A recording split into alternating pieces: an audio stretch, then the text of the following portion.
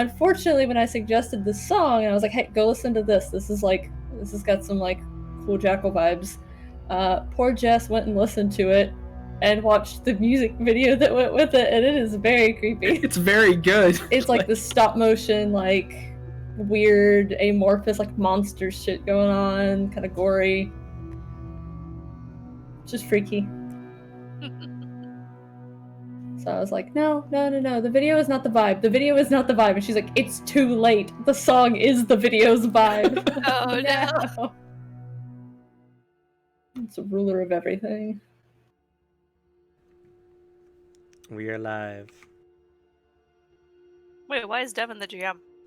Because I'm waiting for a camera reveal. Oh, fuck, I'm Oh, unprepared. that's right.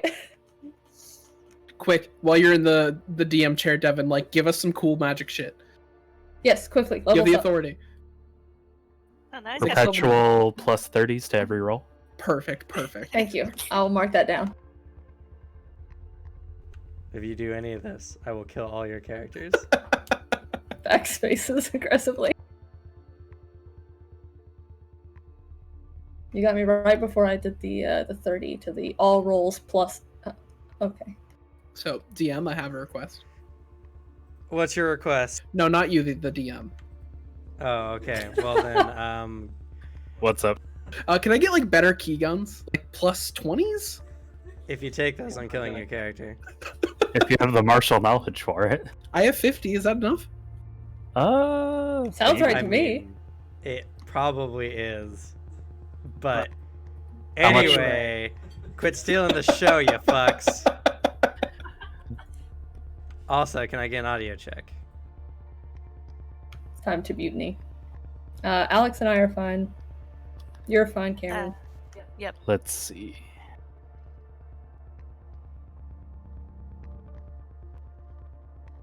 Suzanne's fine. And Think we're Devin's good. fine. Also, there's a chance we might have to restart our internet during the stream. We'll see. Oh boy.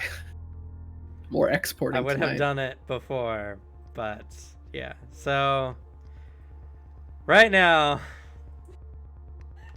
it has been very strangely in hot demand I do something on stream. And with much fighting and a long battle, I will be the bigger man and admit that I have lost. So I hope Thank you, Suzanne. I hope y'all enjoy yourselves because I'm suffering. Always at your expense. I am suffering on the cross for your sins. I would call it a sin. It was a very thoughtful gift, I thought. This is what you've turned me into. Oh no, it's all caught in your headset. Suzanne, you might have to intervene. I've been intervening. Unfortunately, he can't move too much because of the weight of the ponytail. It's been pulling it back. Hmm. So as much as I could prop it up, it has to be pretty much propped up with a pillow, or it's gonna keep pulling back, revealing his Oh yeah, hairline. because he doesn't have, probably can't pin it as easily in his hair as you can. Yeah. Most people's. But I hope you like your wig, Suzanne. I do. I don't know if I can wear it that much because it's pretty heavy even for myself, but I do want to try and wear it a few more times. I have full neck support for this wig. You might have to get an extra, like, cap that'll, like, already hold on by itself and then pin it to that. That should Yeah. work better. I see the chat. It seems like we're all reorganized, like swapped around. Because I saw like the cat and Alex's cam. Like, where? Wait, what? Oh, we're all It's messed out of up. order. Yeah. Yeah. Oh, did I change it so that Devin was actually supposed to be Hey, still sir. last on this one? I'm not well versed in Ishtard's magic, Cameron. You can't do this to me. I can't do a Russian accent, Cameron. Are you trying to start shit with toast over there? This The is only karma. Russian I know is just from Stalker, Oh, God. and that's not real Russian. Give it a shot, Alex. You got Cheeky breaky. That's it. That's all I got. it. It's from Stalker. That's all I know. You did it a weird way though. That's how they say it. No, they're like cheeky bricky. No, they scream it at you when they're shooting you. Oh, that's fair. That's fair. They do. That wasn't the nearly only- aggressive enough for that one either. I'm not an aggressive man. I'm very passive. Also, as a liar, most of these people are in the Bad Luck Gamer chat, so that's not a huge thing. Yeah, you only see the Discord when he's changing things around. I try not to change things too much on the actual Discord. I have a web browser for it, but when it comes to nicknames, it has to be done in the chat. So, unless I want my computer to hate me, I have to do it this way. All right. Y'all have your dice? Yeah.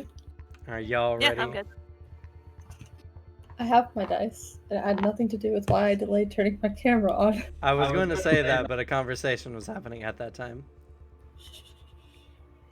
The GM's getting a lot of nice compliments for the new attire.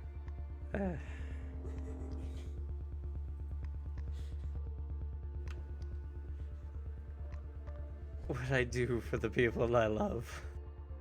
I offered to give you one of my lighter wigs. If you start actually making like good money off of Twitch, we're gonna have to make you buy new wigs regularly for Suzanne, but you have to wear each one. You gotta break them in on stream, of course.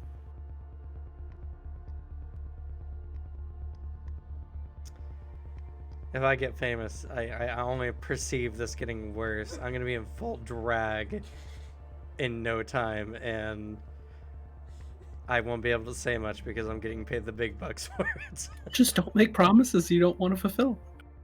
This wasn't a promise I made. This was thrust upon me. But yeah, I if care he'd said about anything, like, you know, he's just gonna get bullied into it eventually. That's just the way this friend group works. What's a little peer pressure? Fortunately, I have no shame. Acer, do you fucking mind? Could you just stare Aether a little also bit has more? no shame.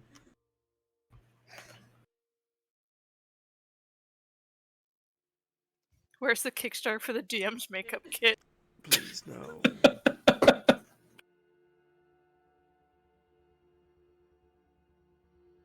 It's called a tier 3 sub. It's all named after like anima shit, anima characters and anima abilities. The top tier is Soulbringer. Hellion Soulbringer. Right above Richard Hell Knight. Hell Knight's easy. You just need like a wig that looks like Bedhead and you'd be fine. And a pair of glasses. Grumpy sweater. Yeah, that's a pretty easy one. We're gonna make you dress up like all the NPCs. Definitely doing it on like Halloween like Mercer. Oh, Radaman's gonna be so much fun if we're going that route. Oh, Radaman would be so much fun. Radavan would be fun. It'd be fun to get into character of. I don't know who I am right now. I am sadness. I'm sure you're in one of the PDFs we booked. You know, you're probably right. Anyway, so we're keeping this wig on until I literally cannot stand it any further. We'll see how long that is. I don't think he's had this many hair Appreciate before. it for even the moment.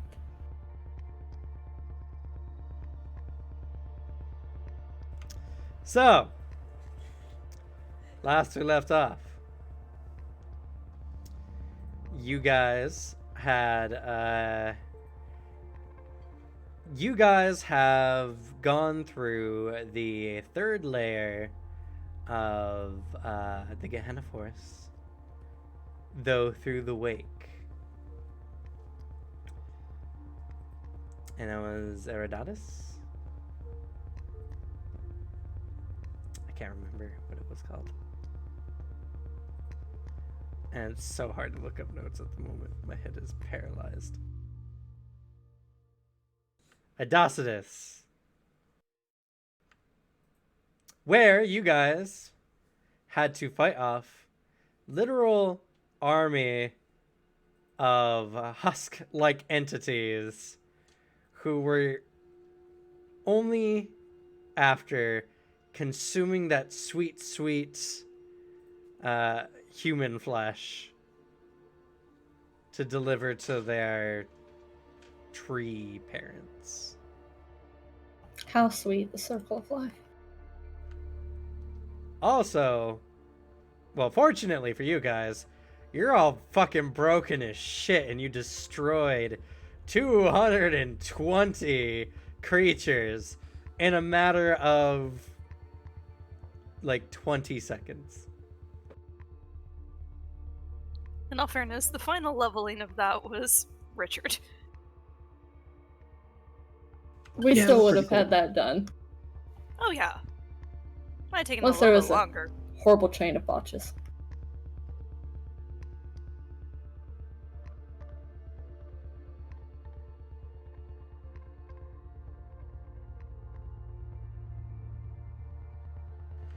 So, you guys had managed to a little weekends, but not too terribly much apparently, survive yet another layer of the forest, and continue onward deeper.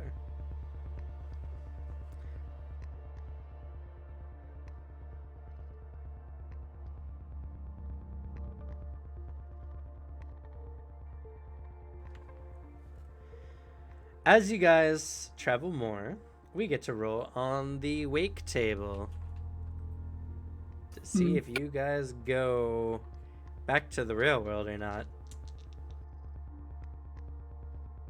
Kind of We'll fun have a if we good time did. no matter where we go, because If I roll home is under a where the 40, heart you is. guys stay in the wake.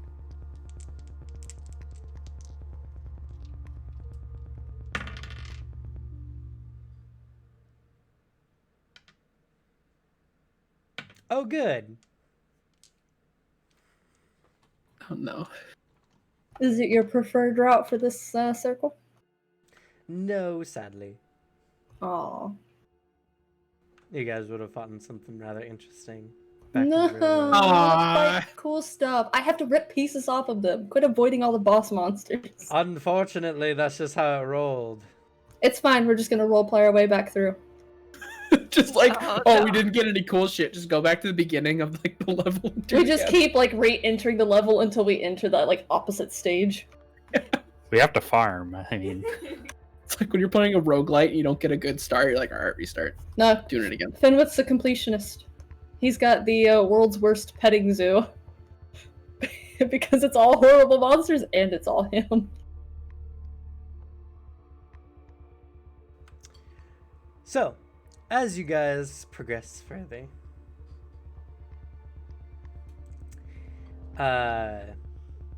the viscera-colored grass and the meaty-looking trees with their blood vines slowly begin to make way as the grass kind of returns more to an unhealthy, dark, oily green color. The trees look more like their barren nature.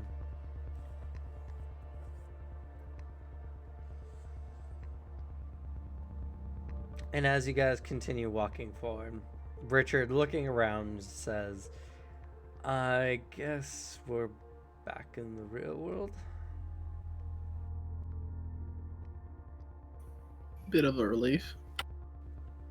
At least this doesn't look as unique. Might be. Or just the next kind of area. Keeps changing it up some. Well, for the time being, he motions with his hand, and you feel a rumble in silence as he dismisses his necro golem. By the by, as you guys have traveled, you guys have had another 16 hours and a night's rest to restore your Xeon, restore your presence and key.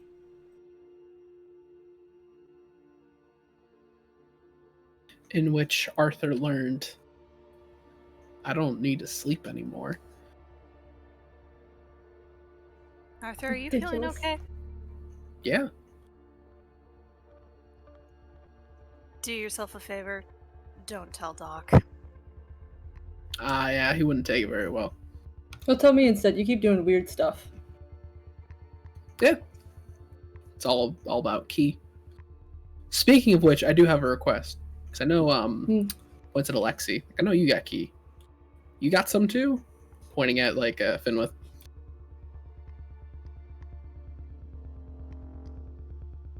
There's like a moment where he has to think again about like the different terms from the scattered conversations in the tournament. He goes, "Oh yeah, yeah." All right. Yeah, all that shit is through Key. Just kind of mess with my own life energy. I can do a lot of shit. And all right, question. With my Elan and my ungodly knowledge of Key, do I know what the fuck Nemesis is? Yes. The second you think of it, the information comes to mind. As your dark patron gives you such information. Your dark patience delighted you've gone down this route. If it could feel delight. Noah will remember this. You know that Nemesis is the negative flow of Key. It is the opposite of Key in all forms. It is the stagnation, the emptiness, the void.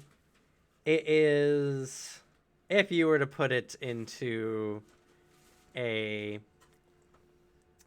understandable term, it's like Newton's third law. For every action, there's a opposite and equal reaction. Well, if Key is life force, and if Key is the manifestation of one's spirit, then Nemesis is the absorbing force of life and the spirit consuming all around it. You have learned to moved your Key in the opposite direction to give it this Nemesis quality. So, for all intents and purposes, as far as like why you no longer need to eat, you've sucked the need for it out of your own soul. You've voided it, stagnated it. You've left your body in a state of stasis that no longer needs an influx of life force and energy. You also know that this is a route not normally capable to individuals, as there's many contradictory paths that would lead one to Nemesis. You also know instinctively that if you tell Doc, he's just going to assassinate you. Yeah, and maybe find some trouble with that. But except for the poison bit, that's gonna fucking kill him every time. There's no Nemesis ability for being immune to poison. But We'll always have the upper hand. the other last thing before I hop back at this roleplay, I was reading up on like Nemesis because I feel like I'd have to describe it this session, and seeing that it has ties with necromancy, I was like, fucking fitting. This man's died multiple times. Yeah, there's a lot of antithetical powers going on with Nemesis, necromancy, and anti-essence bloodline. Very fun. But yeah, kind of stopped needing a lot of sleep, food, the likes. With Key, And you took use of Nemesis, correct? I did, yes. Okay. First thing I picked. You have to, so yes. Exactly, yeah. And then kind of recently, I figured out how to tap into the opposite of that. Something called Nemesis. Pretty much complete opposite, polar opposite of Key. And now kind of erased a lot of bodily needs from my soul, as well as many of my own physical restrictions, as I can live just my energy I don't need much of. See, like indicates to his entire body.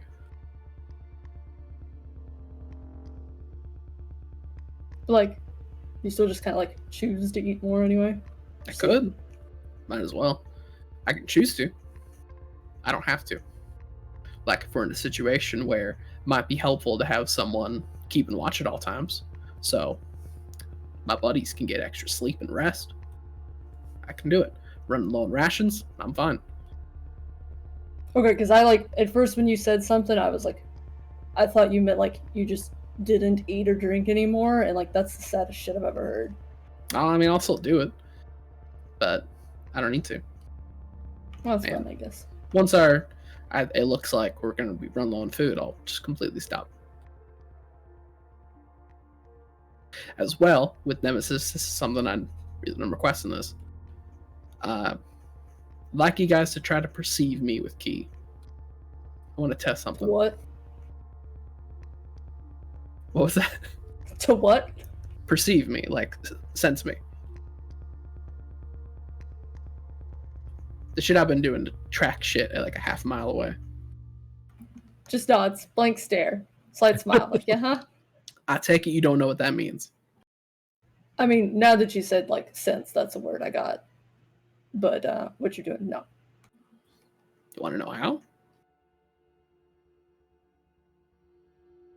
Yeah, sure. Arthur will fucking teach Finn without a use key detection. There are.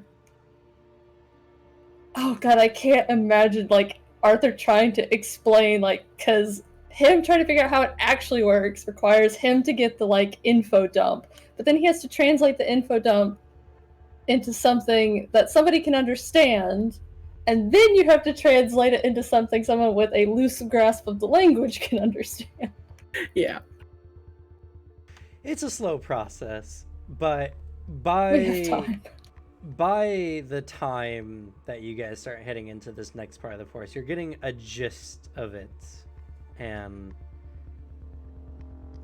can start somewhat in a reduced way feeling the dregs of life energy in most. Lexi just doesn't bring up the fact that he can already do it. Alex has been doing it like with Arthur, so I know, that's what I'm saying. He's just not said anything. Yeah. Alexei will try to sense Arthur's key. All right. To do so, you have a penalty of 130.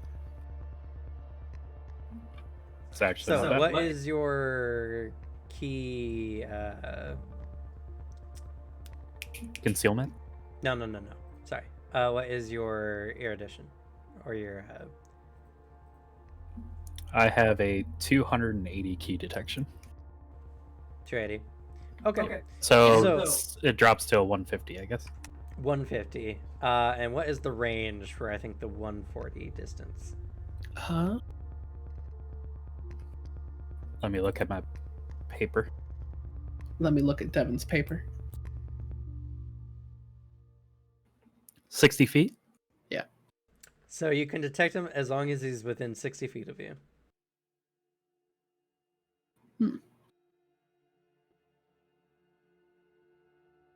What decides your key detection? That It is your is- notice score. The average of your notice and your martial knowledge. Your trained martial knowledge. So any martial knowledge you're holding on to that you haven't spent doesn't count towards that. So both those numbers added together, divide by 2.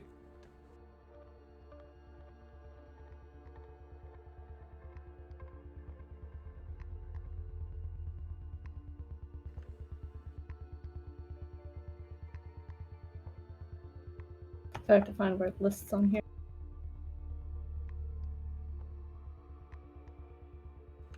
And have you taken key concealment? I haven't. So yeah, essentially, your nemesis ability makes you harder to detect, but you can't, unlike Lauren Teve, make yourself imperceptible unless you learn how to conceal your key. At least from someone who has a substantial amount of notice.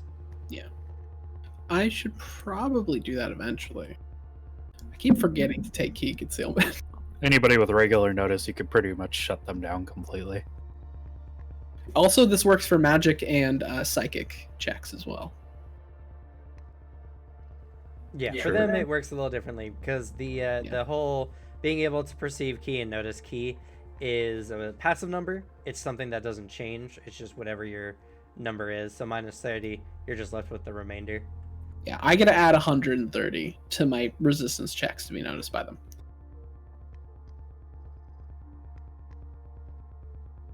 Solid. Okay. Slight question, since I'm still adjusting to fatigue. Do we only regain 1 fatigue point after a rest?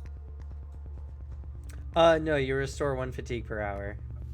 Okay. By the way, everyone but Arthur has their fatigue cap reduced by 1. Even Alexei, who has some already, has his further reduced by 1.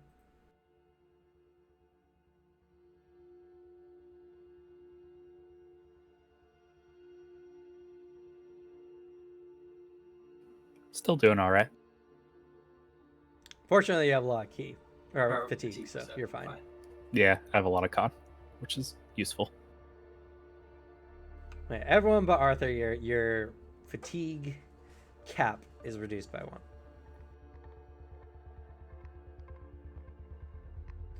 As the further you guys are traveling through this forest, and it looks like Alexei was probably feeling this before anyone, it feels like you're being drained.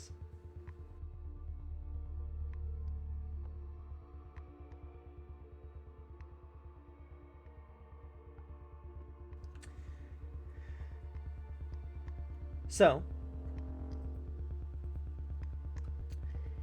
as you guys continue moving forward, unless you have any other in-game mechanic questions. Nope. Over the course of the traveling, Fenwith just keeps needling him with questions. Mostly because it's somebody's talking, like, and having a full conversation, where he's not having to carry it the whole time. Yeah, and he answers everything with an extreme amount of knowledge. Char's pretty much just dragging Hell Knight along since he's still in his man flu stage. If Arthur doesn't test distances at all, Alexei is just like, I am sorry, comrade. I can still sense you. I mean, to be fair, I still haven't, like, developed the skill to hide my key. At least from what it seems like. Like, someone is going to have a harder time perceiving me as I approach. Helpful.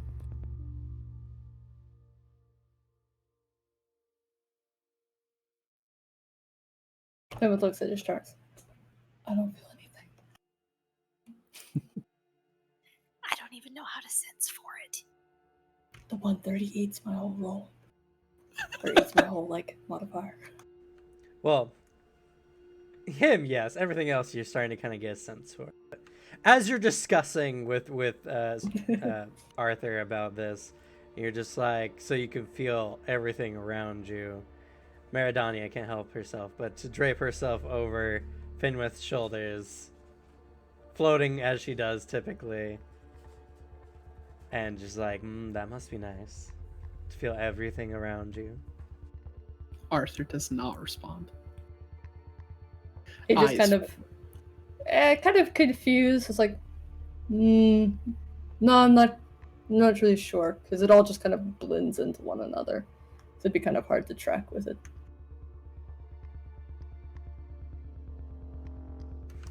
She just lets out a musical giggle, and she just says, "Your obliviousness is why I like you so much." As she floats off and continues just moving along with you guys. Looks to Arthur. So how do you tell the difference between things? As they keep going. He explains erudition. Oh shit, should I still need to roll if I'm still suffering from a cold, since we had a full night's rest? Yeah, go ahead and make a physical resistance check.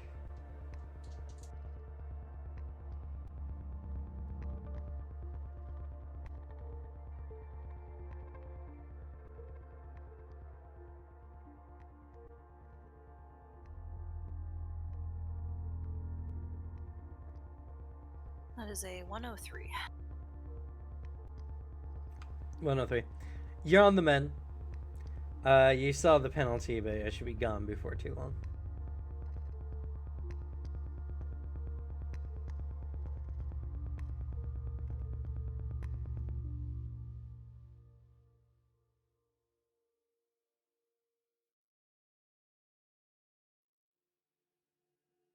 Hi, sir.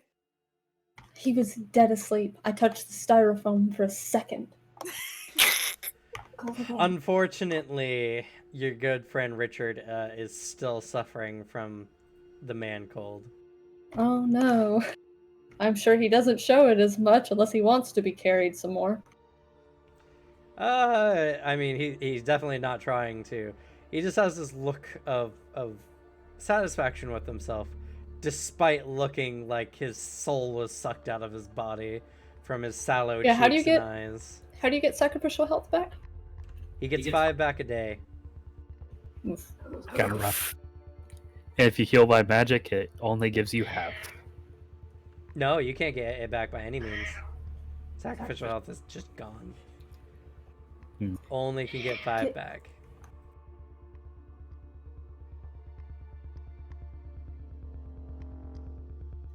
And he sacrificed like 60 hit points. Oh. To be fair, he summoned a level 8 creature, so Hmm. he was happy with it. Now we have a giant pet centipede somewhere. Well, not anymore. Nah, it's dead. Oh, he destroyed it. Yeah, as you guys have entered into what appears to be the real world, he's not taking chances and sends it away. Gives Ishtar back the anti-magic stone. And as you guys continue moving forward, the trees just here look dead. Many of which are missing a lot of their pine needles, as Moth is a pine region. Has mostly deciduous trees.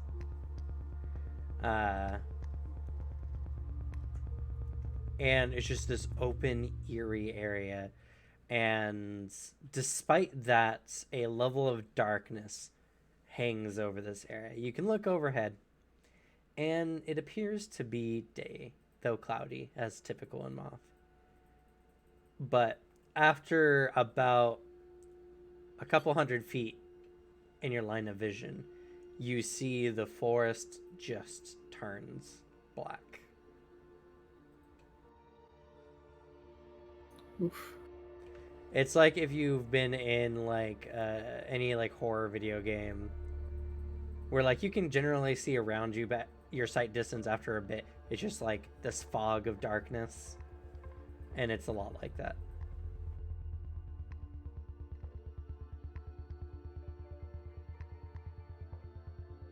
It's even the night vision's not enough. There's just kind of a slightly upset grumble. Then you guys notice something strange. You see a pale, ghostly blue light.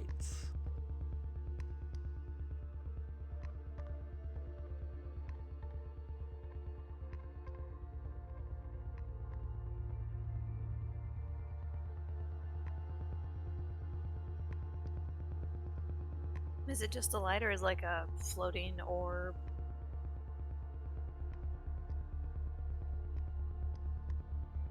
Sorry, I am getting to that.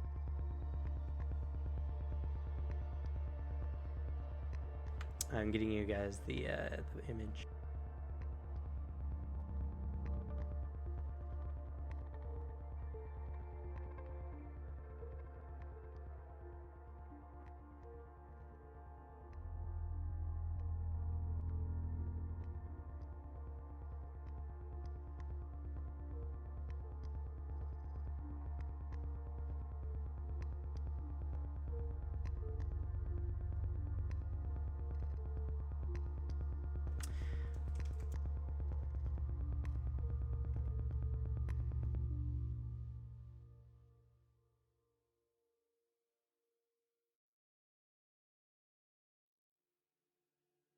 Sorry.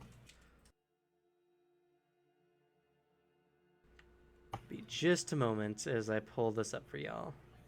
No, it's fine. I'll spend the time watching Acer watch me and desperately stand up, pawing at my elbow, meowing. I'm eating fried rice. He's not Sounds going to eat adorable. that. He doesn't want it. It He's was the just being a styrofoam. pest. Well, yeah, it still smells kind of like beef. So. Spoiled.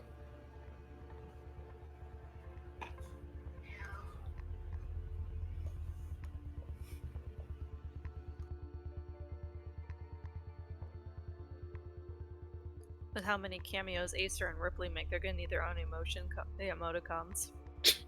It's just a fucking upset Acer and then like a blur of a Ripley.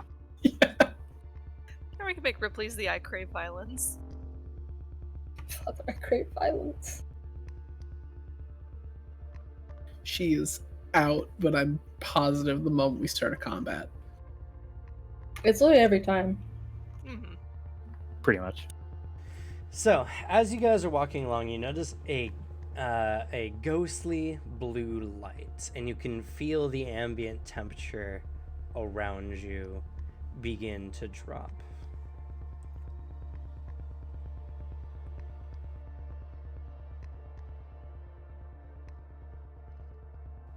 It is not long before you start hearing the sound of a dreaded voice, somewhat somber and sad.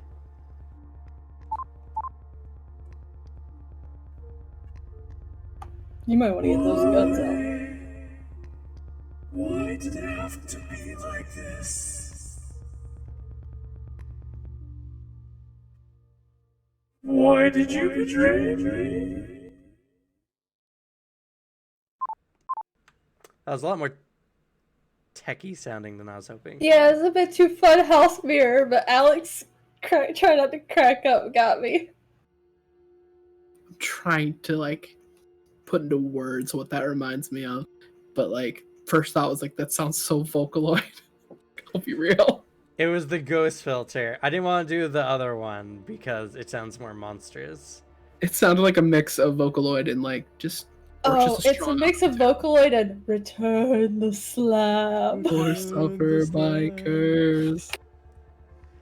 Anyway, as you guys see what appears to be a entity, like almost a lantern of bone, with long bony arms and even longer fingers holding ghastly white eyes that look around in various directions, and it's emanating a cacophony of tortured souls, their voices calling out after being betrayed or left, or that they don't want to die. A bit late for that. Any chance occult knowledge might help with this? Sure. As you see one of these floating through the forest.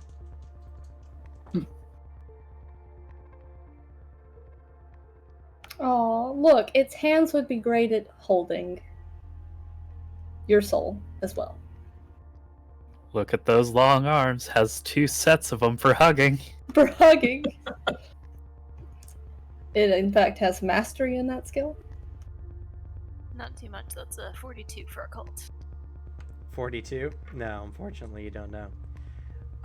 But your good friends Richard Hell Knight, the necromancer,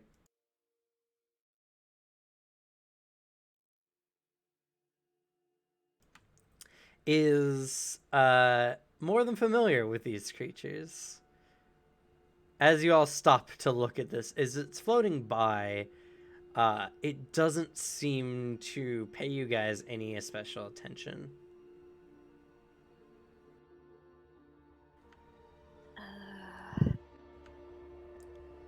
That's a spectral observer.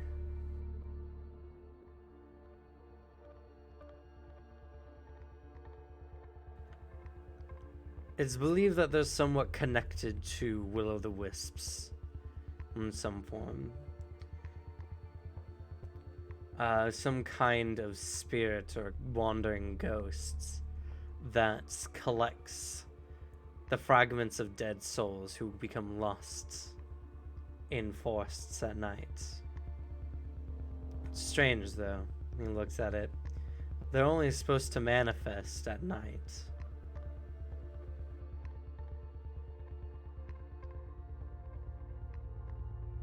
Well, Ishtar kind of looks ahead. Might as well be, it's so dark. Yeah. Maybe this part of the forest is permanently like night.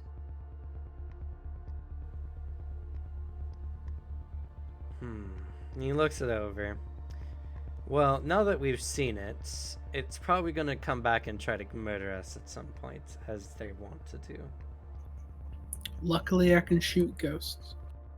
Yes, no, I'm not particularly concerned. For this party's sake, anyway. Do anything like,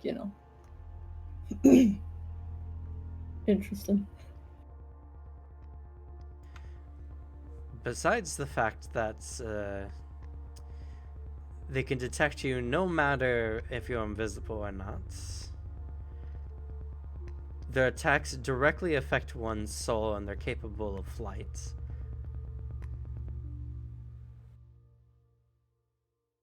I'll save you a bone. If it has a physical one. If it's a spirit, it's gonna disappear. The good thing is that despite being spirits, they always manifest tangible.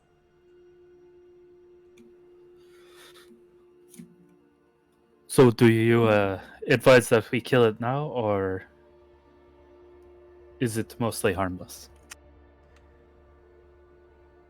Well, from what I'm aware, they always seem to quickly escape to come back later. But this one seems different. Like it's wandering and is paying us no particular heed. I don't know what to make of it. Not that I've observed these things too much in person, mind you. But still, they were interesting and they're sometimes used as some kind of spiritual detector for finding lost spirits, as they always seem to know the location of the closest one.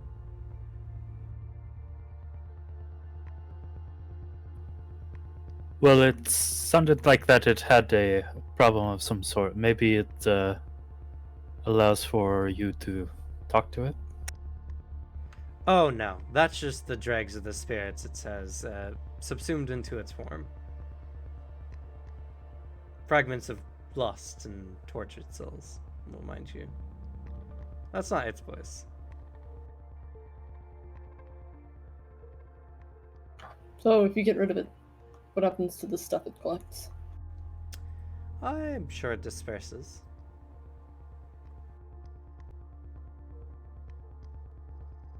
Mind you, it's not like it consumes entire souls, but more like pieces, fragments. Nothing that should be moving on anyway. Nothing that would bear any significance, I would suppose. That's a very moral question, and I'm not the best to answer that kind of thing.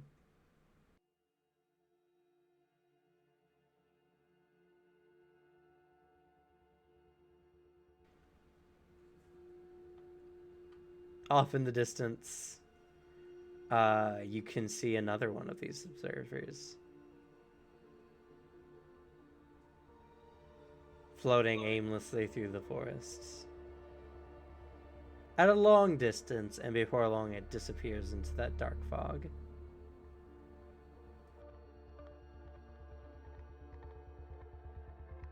I think I left the oven on. Just kidding.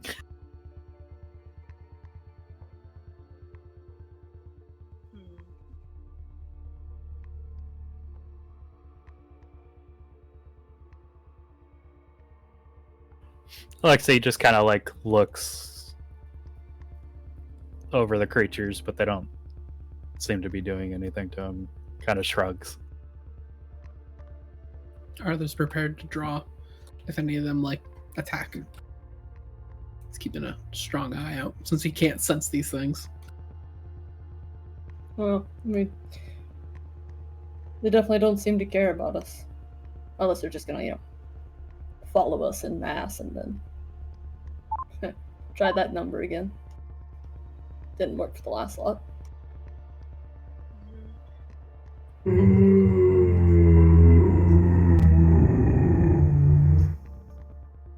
What was that?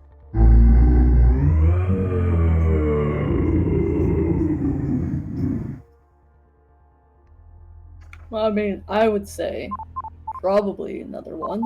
Ooh, or maybe an even bigger one. That our comrade Arthur here is very hungry and kind of does a light tap on your shoulder. I told you to eat some, Arthur. I don't physically need it. Like, But Alexei will like scan the forest line. As you scan the forest line, you notice more pale lights. And as you guys move forward, you see that these spectral observers are becoming more and more common.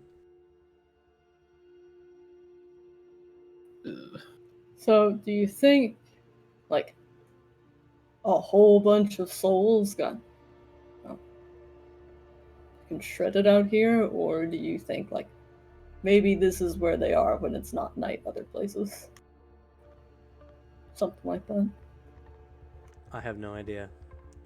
I have never heard of this phenomenon where so many creatures of this variety is available. I know the Twilight Brotherhood often made expeditions in here to try and cleanse the forest, but I don't think there's that many.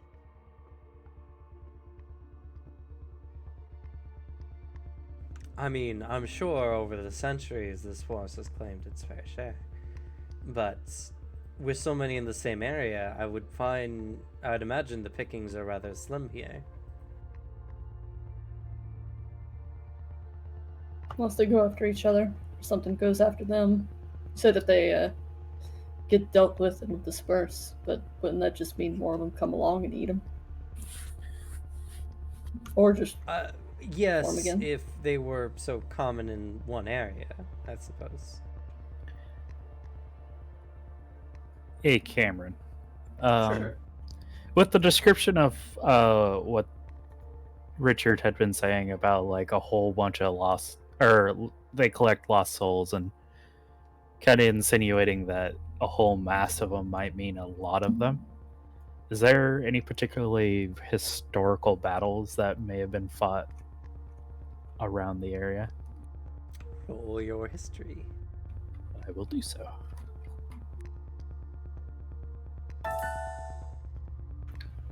Well, whatever it is, I guess they should be glad there's not any meat left for all those soul scraps. Or else they'd have to contend with the fuck ton of trees. It's not a bad one. It's a 126. Type that in. Moth is a region that has a lot of mystery to it. As for as long as anyone can remember, it's been a place of darkness and mists, and always considered a forsaken land. There is some, with what you got, there are some theories that battles may have been fought here long ages past, but that would have had to have been, even before the time of Abel.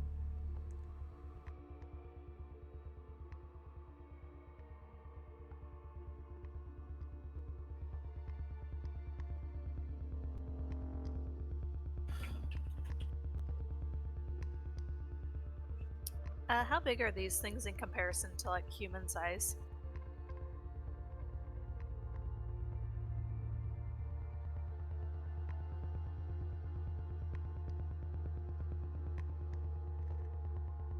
more of these things that show up, though, the more I'm hearing they attack directly at your soul.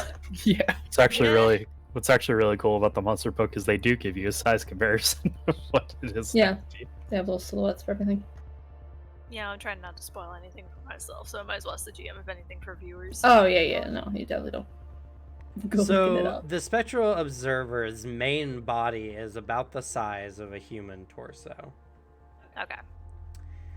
The long skeletal arms would be about twice the wingspan of your average adult human. And they have a long whip-like bony tail with a sickle on the end, which extends for about 6 feet. They better hope a bone collector never finds their asses. I mean, I think that's true for anybody. I know, but it's just like all on show there. Like, how is it going to resist?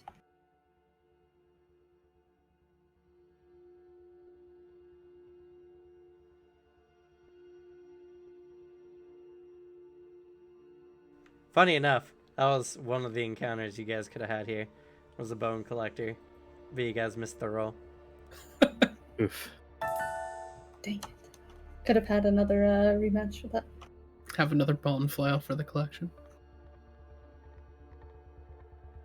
And still have no characters to use. Oh, in this trust me. game. This one was going to be a higher level one that had a lot more bone items to have fun with. Oh no. Fitted with voice. The bones are my favorite. There, Danya. Me too.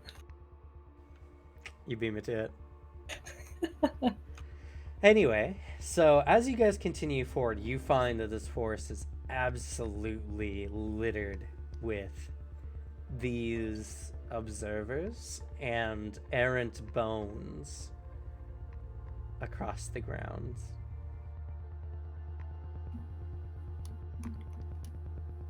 Alexei just kind of turns to Richard. It's like, you are very knowledgeable about these things. How long does it usually take them to collect a soul? As simple as it is for them to hook it with that long sickle-like tail. Hmm. So I imagine less than 15 seconds. 2 rounds of combat before you're insta-dead. Probably for some people, actually. That is very feasible. How old do the bones on the ground look? Do they look recent? Roll for me your medicine. Shit. I'd like to roll my archaeology. Just kidding. I mean, if you Archaeology really would want to also know, work. if you really want to know what happens here, I can try asking. Yeah, let's not waste the roll. That's it. I know nothing. The bone looks bare. Only the lightest amounts of long dried material still clings to them. The bones are yellowing somewhat.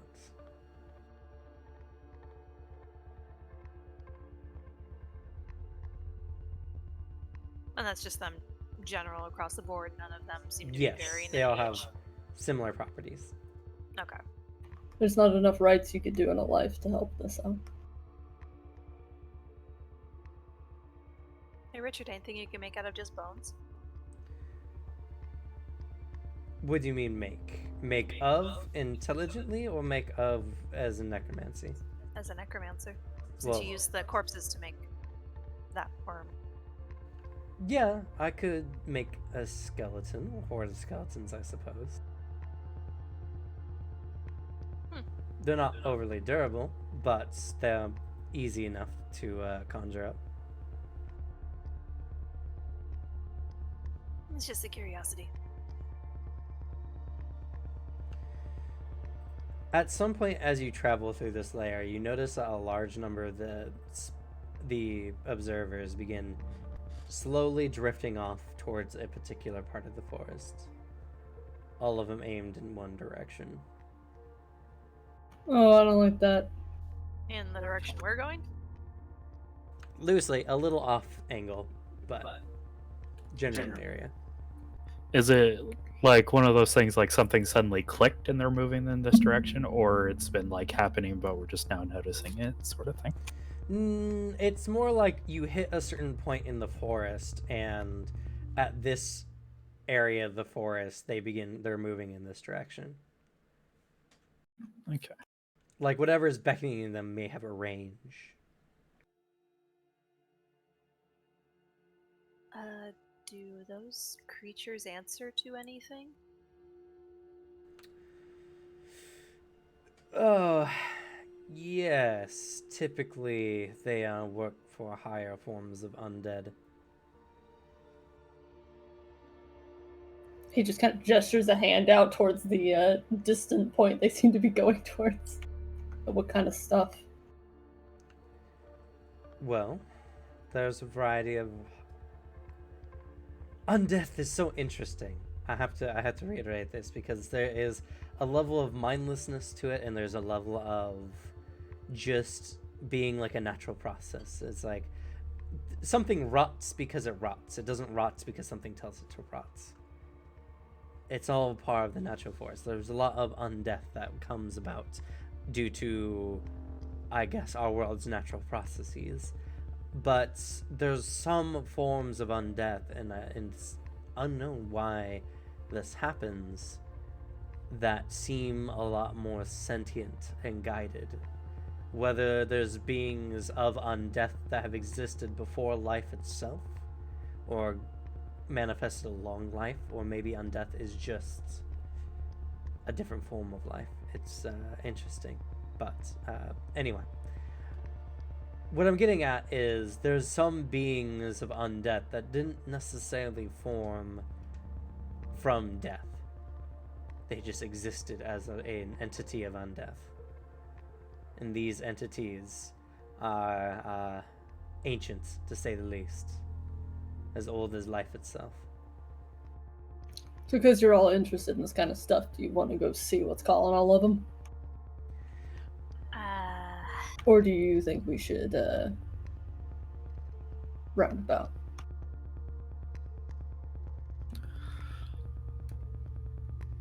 I think it is worth a look. I mean, we've been able to take on most things in this forest. Yeah, but that's physical. These things attack our souls, and we don't know what whatever's calling them could do something similar. Nothing's saying it's gonna attack us. And if we're so driven, just play it safe. I mean, quiet about it. Though they can probably sense our fucking souls. So, And whoever sold them the key hasn't like pinged anything yet at this point. No, right? the key has been rather just quiet this whole time. We're not Concerning. deep enough yet.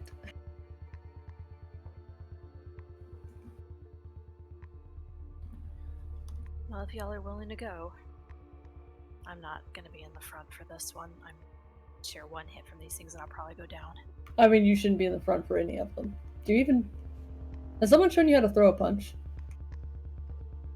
Why would she need to do something like that? That's asinine. Because if you run out, if you can't cast anymore, what are you gonna do? Just, oh, well, guess I'm dead.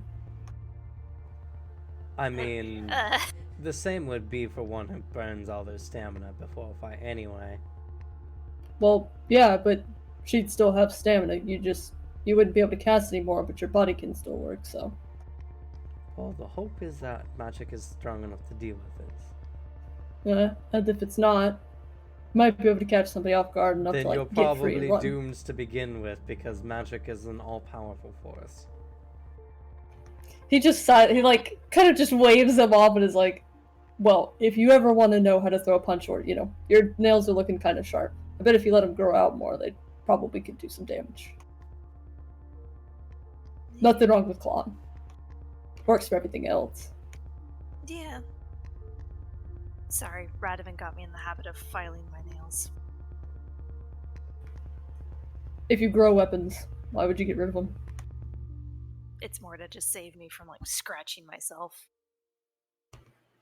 He looks mildly confused, like, okay. No, I think that's just a matter of like you being more careful and getting used to them. But if you don't ever have them, you're not going to get used to them.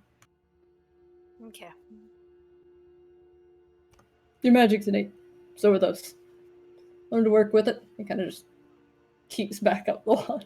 If it's something to help me get stronger or to use an advantage, I may as well learn it. I can't even wield this, and she points to the sword on her back. You I don't think have you to. should. You're a mage. So, I should at least know how to wield a weapon of some sort, even if it's just these, and she just holds It's up her fine, it's claws. fine. You don't need a weapon. I do fine without a weapon. You've got yours. He kind of like lifts his hand and like the big bear talons and points at your nails. I mean, You just gotta let them grow till they're, not nails and more claws. as well, like, I'm trained with every weapon known to man When did that and happen? a while back. But I could help as well. There's a lot of those, aren't there? A lot. Like I do mean I could pick up a thing and be proficient with it, like good with it. So I can make little fucking fake nails. Just figure it out, and then help you with it. Sure. I'll take any help. You know I what? can I'll get. teach you how to fight like a lynx. He nods, having decided now. You're small. You can probably be a little quick, and you've got claws. He's gonna show you how to fight like a cat. I just imagined Arthur with those fake nails that you get from Like the covered wall. in jewels. I was picturing more, It's just like, Sabretooth from Marvel, but like, yeah, that works too.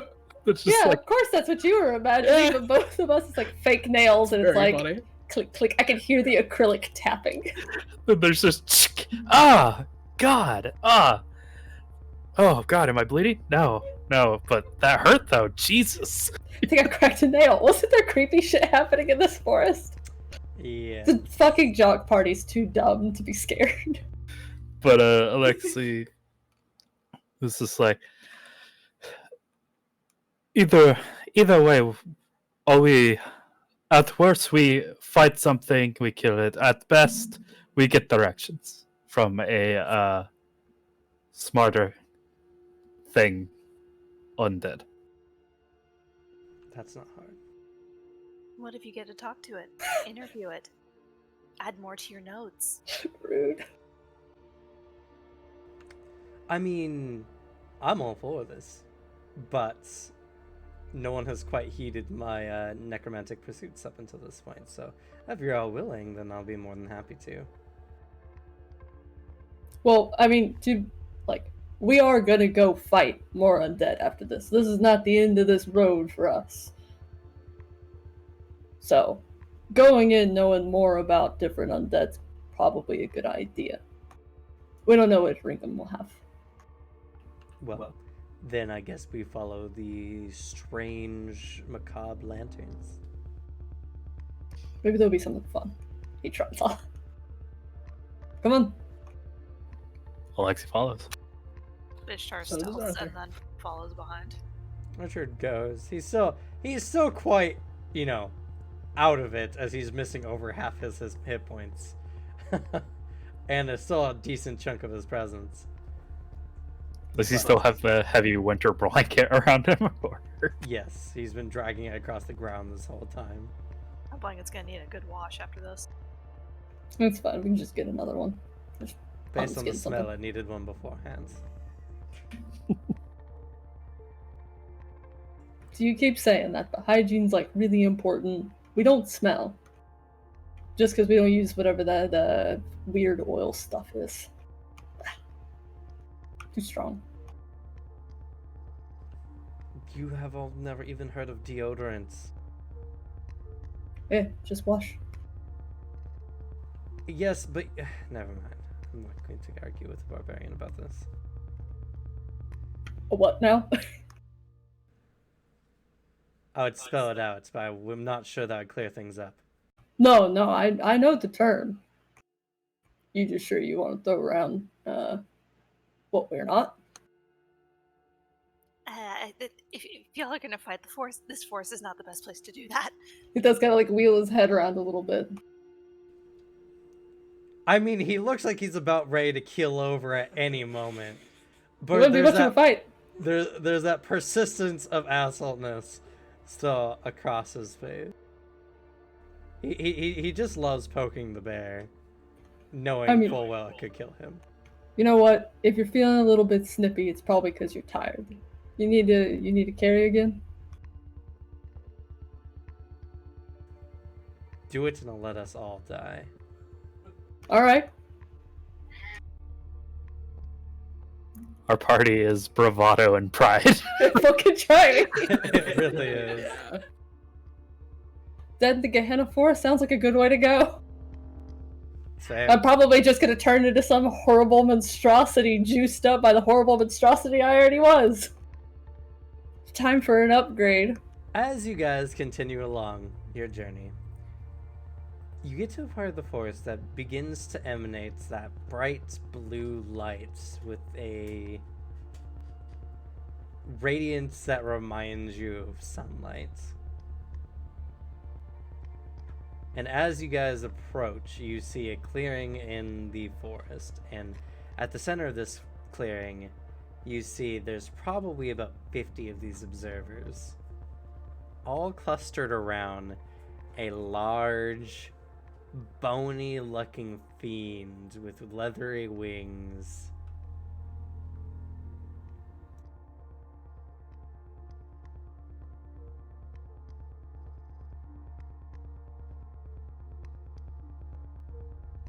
Oh no. That's just delightful. I don't like that name. I don't either. Hey, that's obviously his title. Ask his actual name. How presumptive of you. If only we had He's a pair giving of us glasses. directions to Grandma's house. If only had a pair of glasses. Jesus.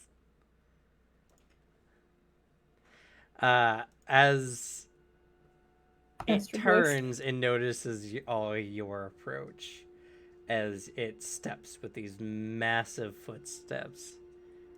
This thing is approximately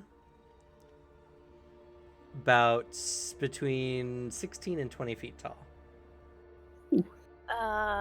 That's a big one. Big boy. Start accumulating just in case. Yeah, I'm accumulating But, just in case as well. Yeah, hell, you know what that is? Richard.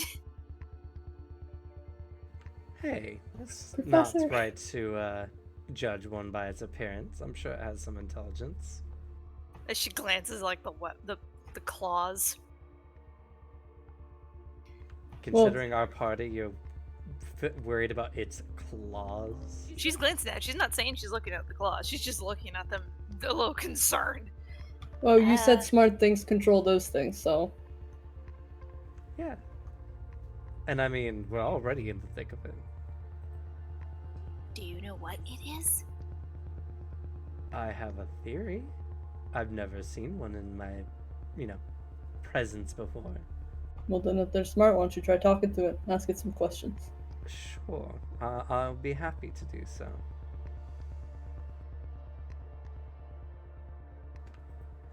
And everybody's worried about the hooks, but they're just for pulling people in and giving them a big hug. Then it does love hugs. Obviously.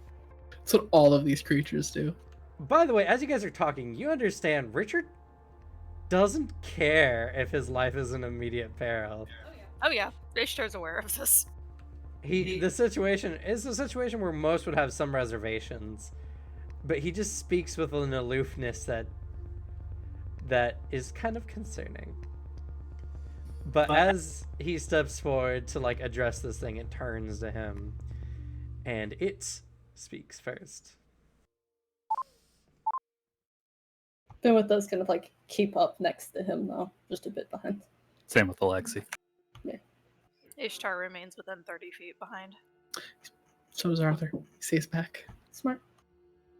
So, Kushanamakashi. Dokoriga Veshikoro. Tanseruka. Anyone speak that? Alexi, who had kind of a smile on his face goes like blank, and then looks at Richard. They both do it at the same time. They're both like, all right, this is cool speaking. I don't know what that is. Richard thinks to himself, and he takes a long moment before he looks up and he addresses the thing. Singala moi sokore semban. Chiseke fotoze. Goodness. Chik kilikan korekaden makare silurika. Does that sound like any language I've ever heard of? No. What? I wonder if the Lord of the Dead is going to comment on his accent.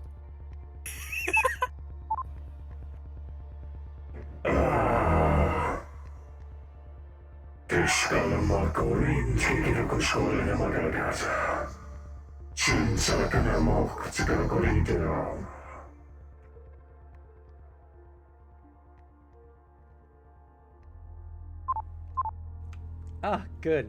My old Sumerian is mostly intact. Hold somewhere. Sumerian. It's an old language that was used. It's kind of Proto-Latin, if you were to.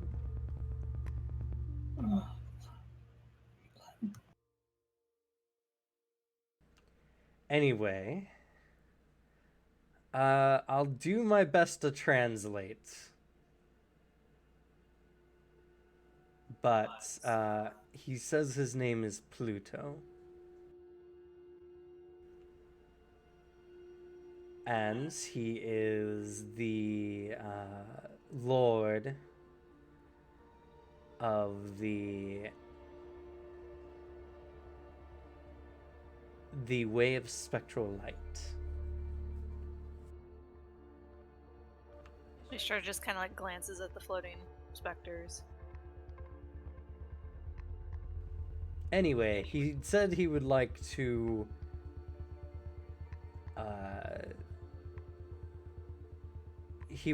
speak with those who trespass upon his domain. Oh, well, if he's a lord, maybe he knows the one we're looking for. Well, apparently we've trespassed, so he wants to speak with all of us. I don't speak Sumerian. I will translate for you. Actually, I keep forgetting that I know this. Would understand languages allow me to speak in it, or would it just allow me to understand them? What does it say in the spell? Regardless, he understands the language, so for all intents and purposes, it will start speaking in English as he translates for y'all. I just love. She just wants to understand flex. That's it. Of like, oh, No. see, I do speak your language. No, it's more along the lines of, can I at least understand them? But it looks like it only allows me to temporarily understand. Which It is the doesn't say same. I can speak. It'd be a waste of Xeon since... Well, she wouldn't be able to speak its language. Yeah. So. Yeah, That's so insane. it wouldn't really do much good. Well, Richard will interpret. So, for all intents and purposes, it's going to speak English, but this will just be his interpretation of it. Through a middleman, yeah. Or we're looking for the first lord of... This 11 bloodhouses. Yes.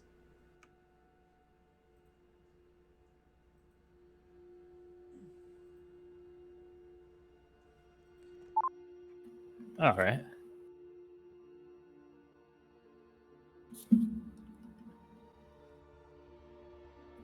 All who pass through this part of the forest must make a price. One they make in hopes of passing with safety.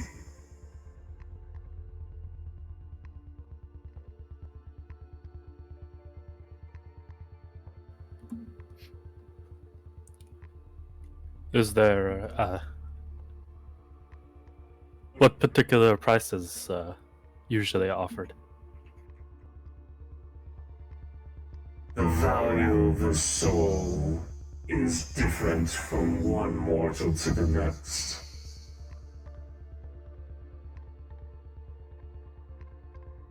Hmm. So basically, he's saying sacrifice somebody to kill. Pretty much. No, you guys must make a payment in which you think is worth your soul. I'll have you know, my soul's priceless. Okay, snaps it. That's very unfortunate for you. Yeah. I mean, my soul's worth a lot to someone. One thing in particular. Noah sees you as very valuable. One must give, but not too much. Not waste, but a fair price. To overpay a soul means you are worthless. To underpay a soul is an insult to the Lord.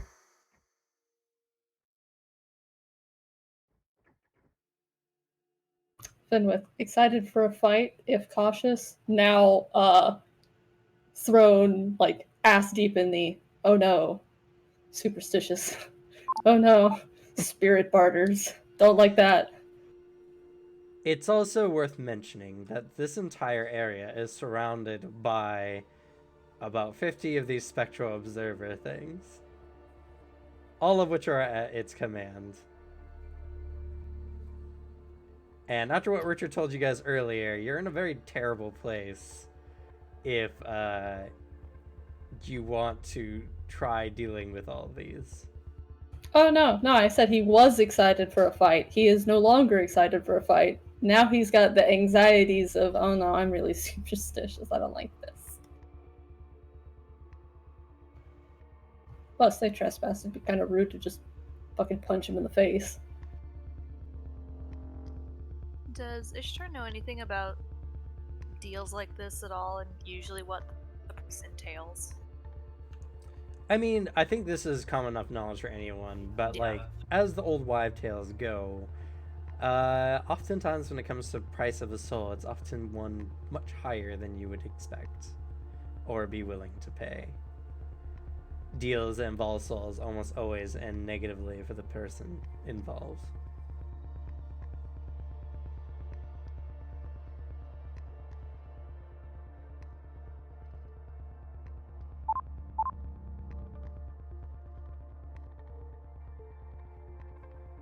The soul is a valuable thing. To pass safely, one must leave something of equivalent value.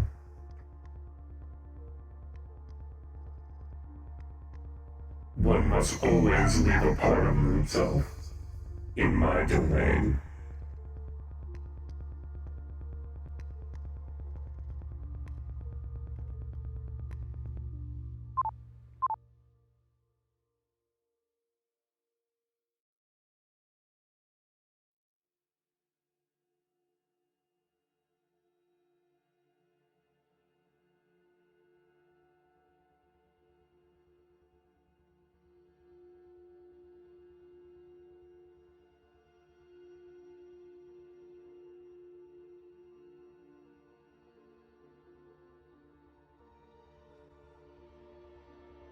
Oh boy. Follow the lights, they said. It would be fun, they said. I mean, Richard did say that these things were akin to will-o'-the-wisps, and you guys followed essentially super will-o'-wisps into a forest. I mean, they followed the barbarians. And you have a necromancer with a death wish. This party was doomed to be here.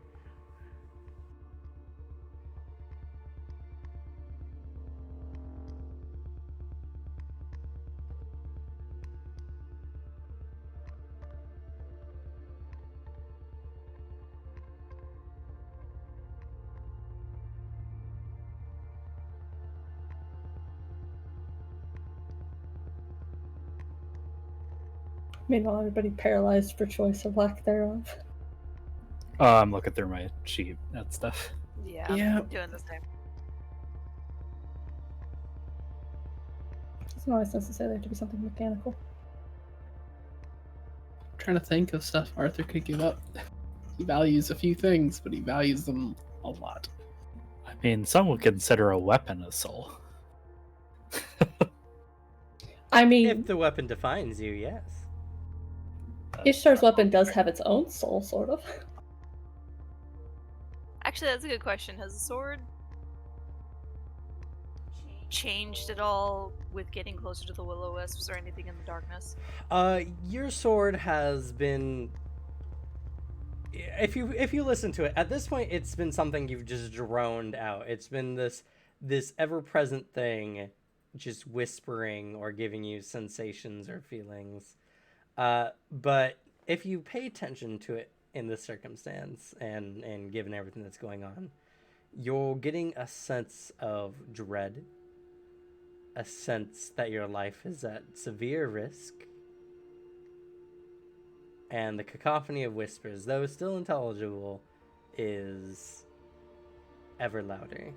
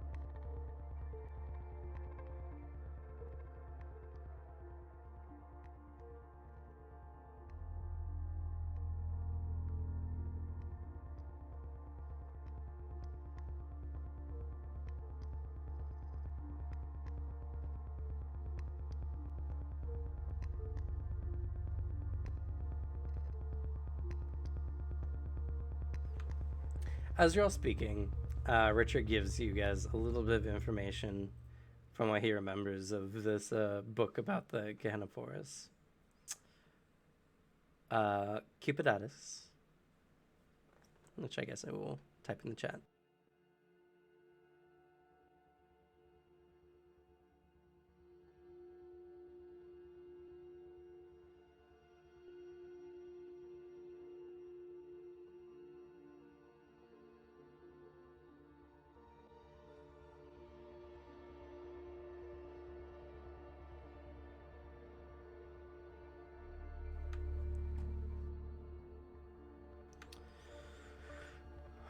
Was a nation of lost souls, far more than any of the prior levels. They strained their chests against enormous weights, and with mad howls rolled them out. Mad howls rolled at one another. Then in haste they howled back, and one party shouts, "Why do you hoard?" while the other shouts, "Why do you waste?"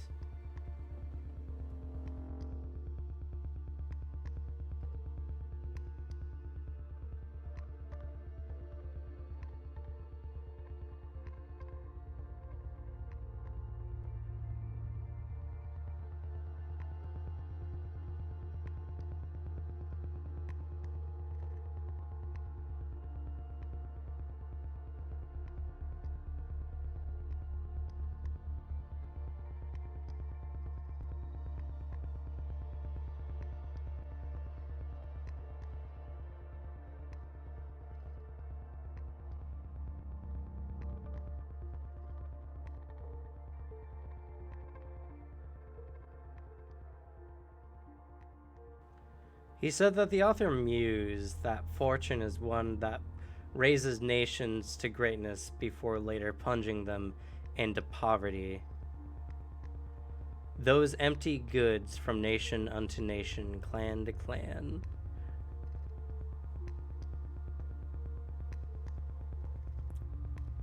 As one does not gain without getting fortune, but fortune is also what leads to one's downfall.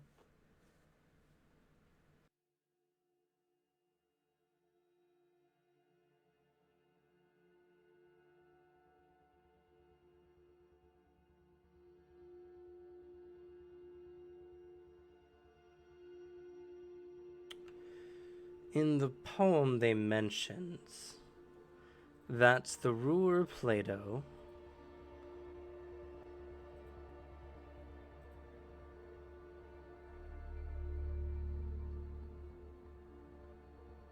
Pluto would constantly heckle them for the price of their soul. But the author's traveling compatriots offered instead something for them both.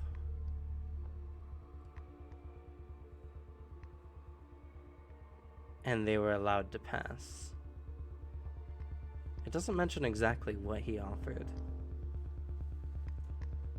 Just that you are capable of giving something on someone else's behalf.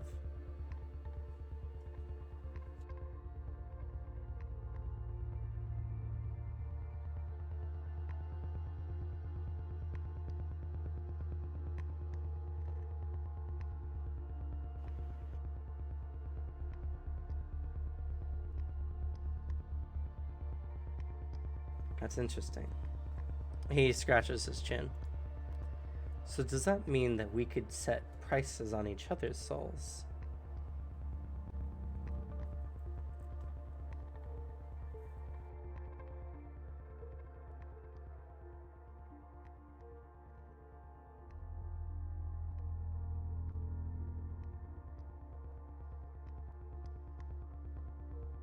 Price is very subjective. One's own value might differ based on their opinions. Ben was kind of jokingly just kind of trying to squeeze out under the stress of it. Just, yeah, you're worth about 2 of these. Like, flicks the little gold coins, the little rings. Well, if it's money he wants, we do have a bunch of it. It's not going to be money. No, but if it's of value. If it was currency he wanted, we do have enough. I don't know if it'd be enough for everyone, so we do have quite a bit of money. I guess that means if one was to pay, they would have to conflate one's soul with money, I suppose. Be allowed to say I thought anybody's soul cost any amount of money. Ridiculous. Yeah.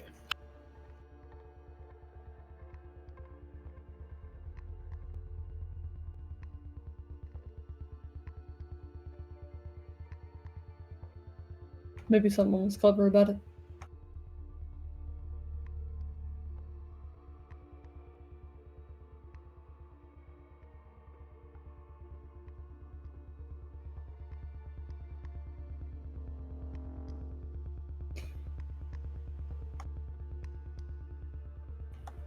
I wonder if anybody has gotten by with a clever answer.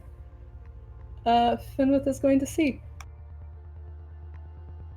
Okay. If he poses a question, if someone has an interesting answer. While everyone ponders this. So, you pull out your Pathfinder's walking stick? Yep. Okay.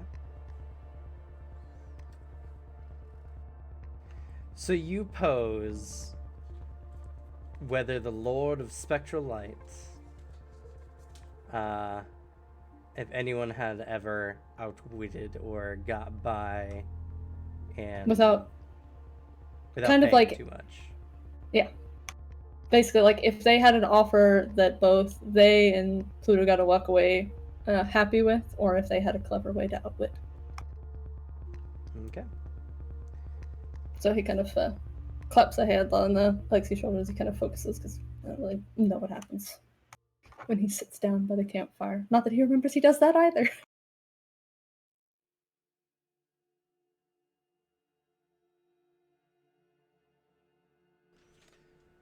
So, as you sit down, focus, and head to the bonfire or the campfire, you ask this question, and the dark profile of a shape appears. A man speaks. When me and my compatriots went through the forest, we were left at a crossroads where one would have to give up something too great for anyone's soul to bear. At the time, I was fortunate. My compatriot gave me salvation. I didn't have much value in my life at the time, much less my soul. I was never one for Christian dogma. So, it was easy, I guess. When we spoke to the creature, I offered instead that the man who saved my very life and soul was worth as much. I offered it to it. Strange as it was, it took the offer, but it refused my soul. For my soul was something of value for my friends, but meant nothing to me.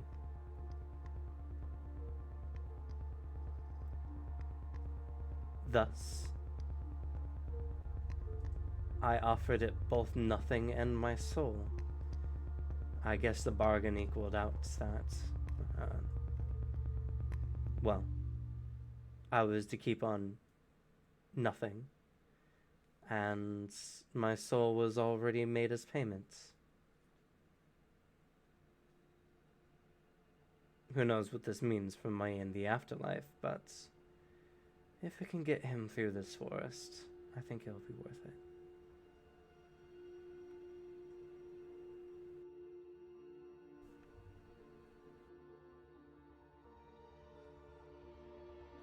With that, the vision fades. Get anything? Ishtar repeats verbatim what he said.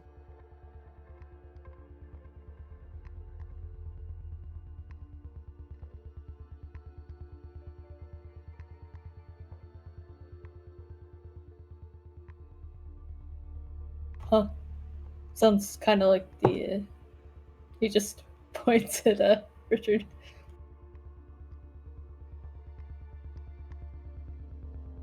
Well, not quite. As much as I've thrown my own life to the wayside, I am very dedicated to my study. He kind of like scratches the face and no, like your story. Yes. It's possible that it was their very soul that you spoke with, I suppose. Or their echo of sentience.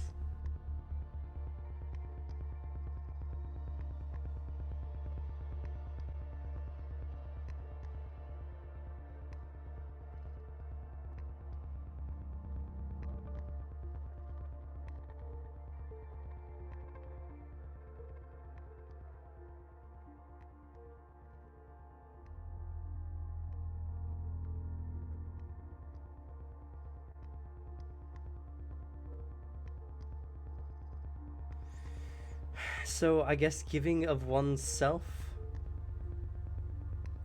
for something of value?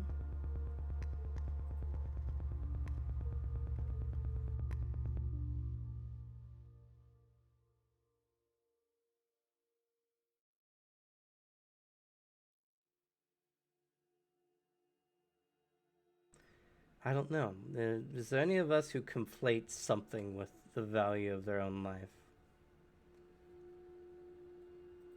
Well, kinda.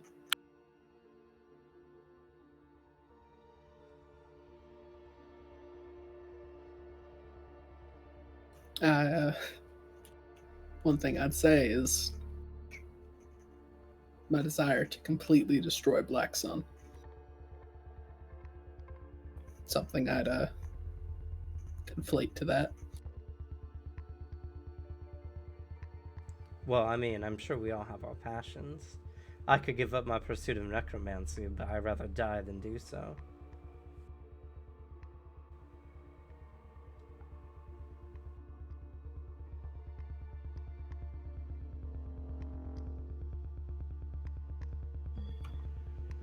I mean, that doesn't sound like a passion. It just kind of sounds like you're living for vengeance, and that didn't go well for people.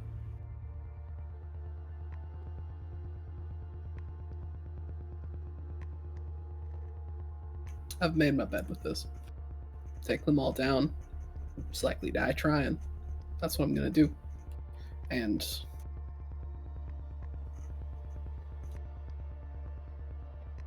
that's the biggest thing for me right now. It's my reason for doing anything. So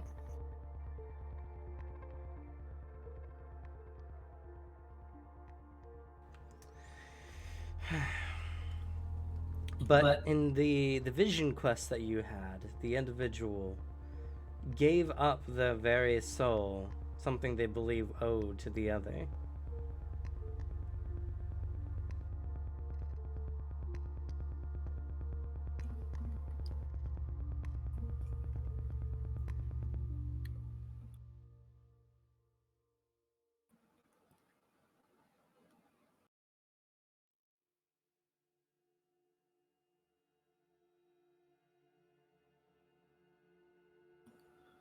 But by the sounds of it, their soul didn't matter to them at all. I think that's only just what allowed them both to pass.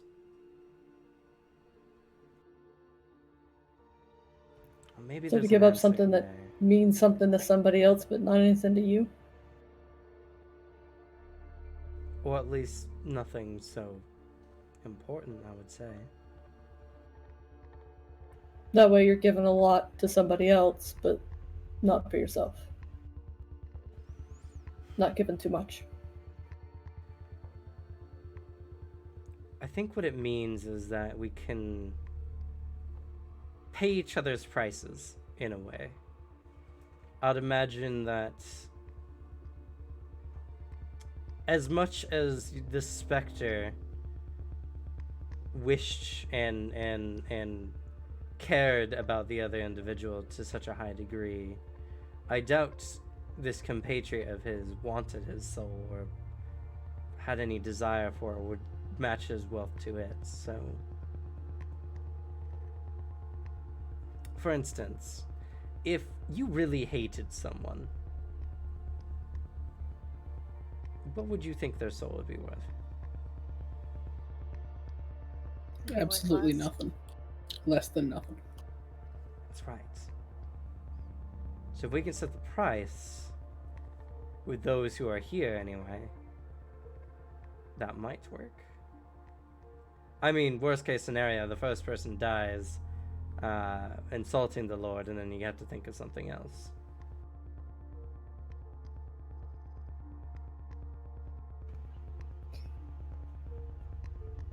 So he counts you all out.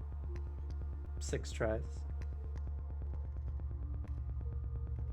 Hey, where's Mardani in all of this? She's sitting in the back, horrified that she's been drawn into this and has kept very quiet and still, as none better than a demon knows not to fuck with the Lord of Death. Do they have to make the deal too? Actually, that's a good question. She's the trespasser in the range as well. Bet they regret sticking with us now.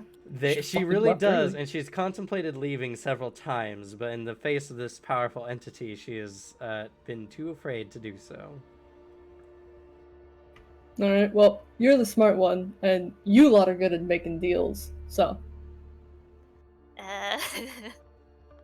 You want to throw down your prices first.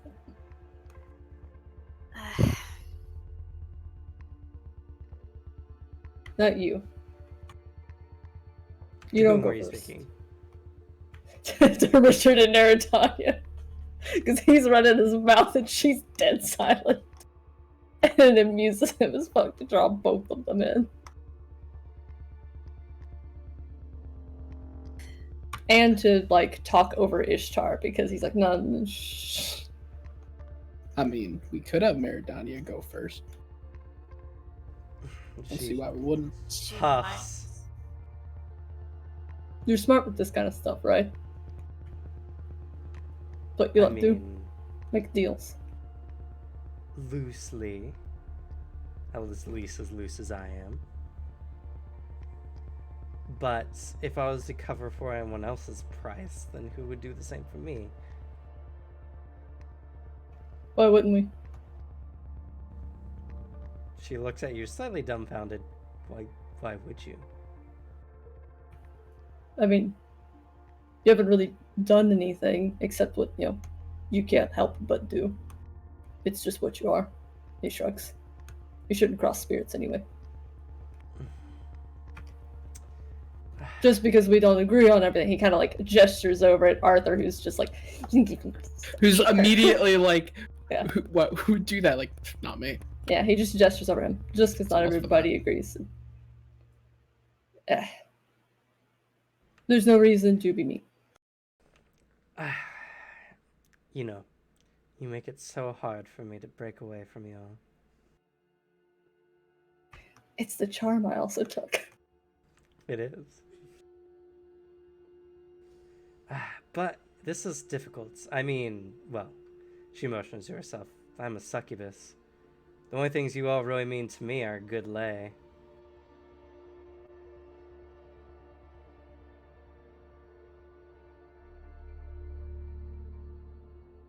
Technically, it's our life force from play, but...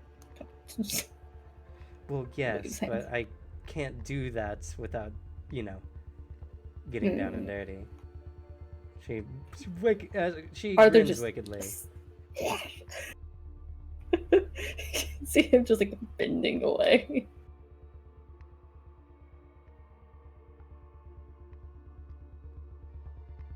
I have an idea, but I don't know how to word it properly. Sound it up. Cameron's got IQ points. Which he's using to enjoy our struggles. Yeah. He sent the jock crew into this. I know we walked into this, but it does kind of feel like slight payback for the wig. He has to suffer, so we suffer. This is the wake events that you guys had walked into. If you guys had gone to the material world, you guys would have fought a very, very, very aggressive bone collector with a bunch of weapons he could manipulate at once. That would have been so fun. It would have been very cool. And Richard would have said, oh yeah, these are bone collectors. They love bones, especially beautiful bones that they want to make even more beautiful. And then it would be trying to murder us. And then it would be like, I have beautiful bones! Both I'm wearing and inside. I have like two ideas. One I think might not work, and one that may, but it's a bigger thing. Oh, we have to make Devin go first, though. He's the one Yeah. who spoke up. Yeah. Workshop it out, bud. We got you. Is an idea of a price to pay for the succubus. Oh.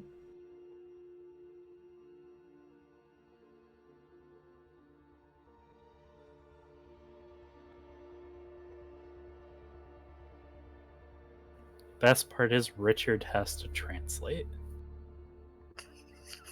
Oh, God. Oh no. Well, you can work through it out of character to help you get it down.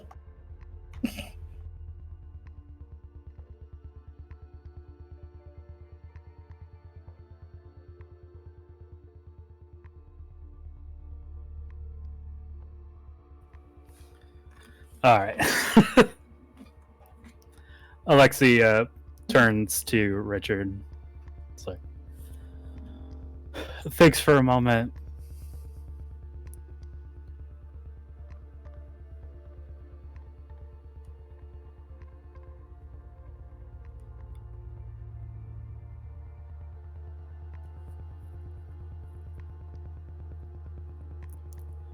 I would like to offer for her the memory of the very passionate and aggressive love that we made together.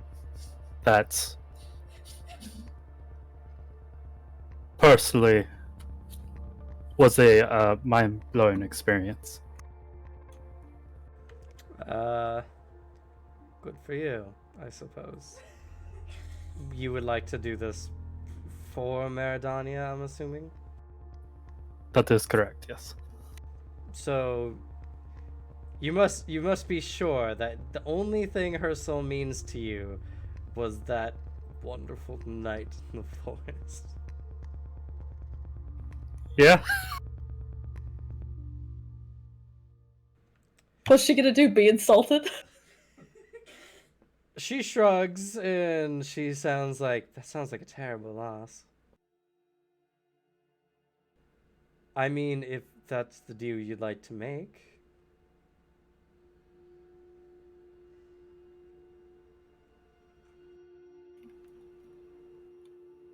Yeah. That is the deal I'd like to make. All right. Well, It just kind of pats your shoulder.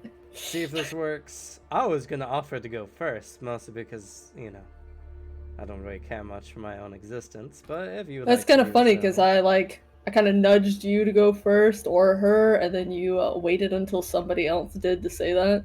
We had a riveting conversation. I'm sorry. Well, let's see. He turns and speaks to the Lord of the Dead.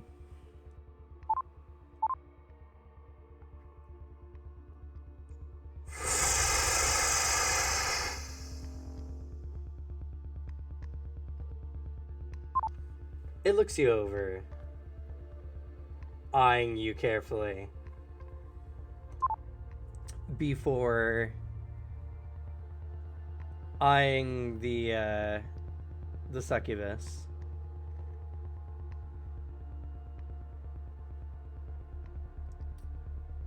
He leans back and speaks.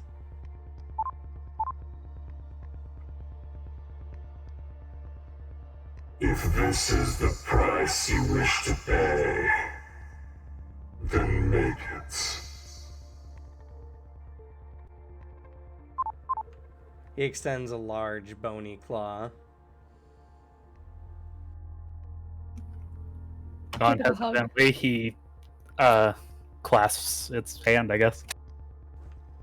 There's an awkward moment at first, as that was not its intent. It pulls the claw away before It reaching feels out. the warm touch of a human. It is like, so this is what love feels like. It reaches the Thaw its claw heart. out and reaches for your head, and you feel a very sharp pain.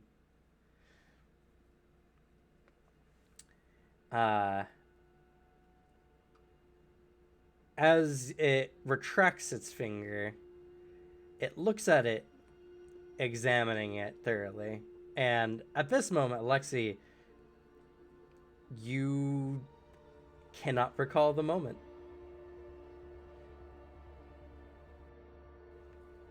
Arthur thinks that's a great deal. Lexi kind of has like a weird look on his face. It sets its finger in like midair somewhere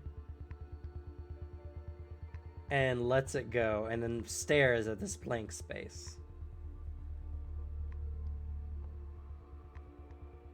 After a moment, it reaches out and plucks nothing from the empty space and moves. It swings its massive arm over to one of the observers and seems to let it go, whatever it was holding.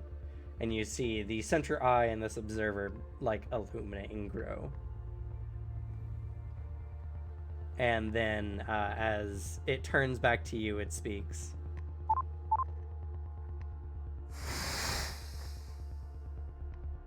The price has been paid.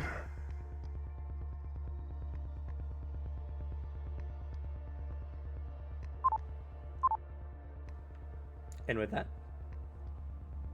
it waits its next bargain. But once he sees it, like, yeah, Alexi's alright, kind of just looks to her. Well, looks like you're free to go.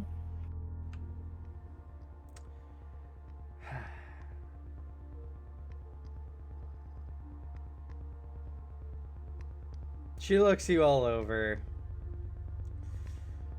She kind of... she kind of a strange habit, but she kind of like feels up one of her canines with her tongue as she's thinking. And she goes up to the demon, or to the Lord of the Dead. She begins speaking in the old Sumerian tongue.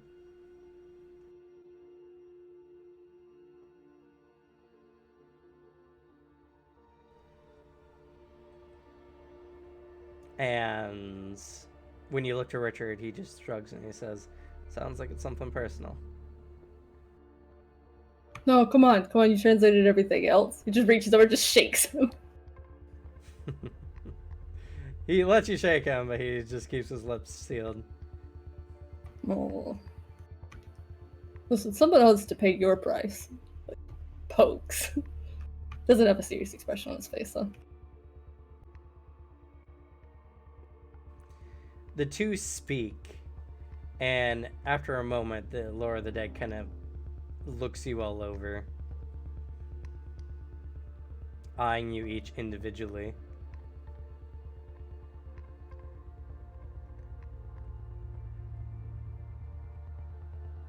And it turns back to her and nods.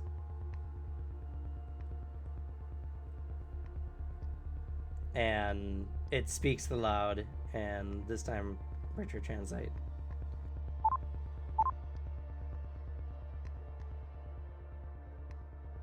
Your toll has been paid. Leave my forest now.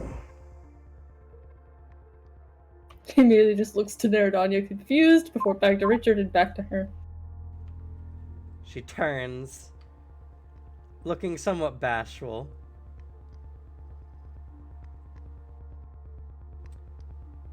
I wasn't going to let you all...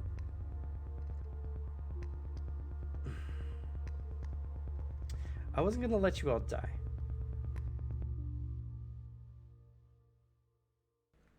Come on, let's go. She just turns and begins floating off in a direction, seemingly overly bashful. Like, Charles, wait, what did you pay, though? Not telling you. What? Come on, you haven't been shy at all this whole time.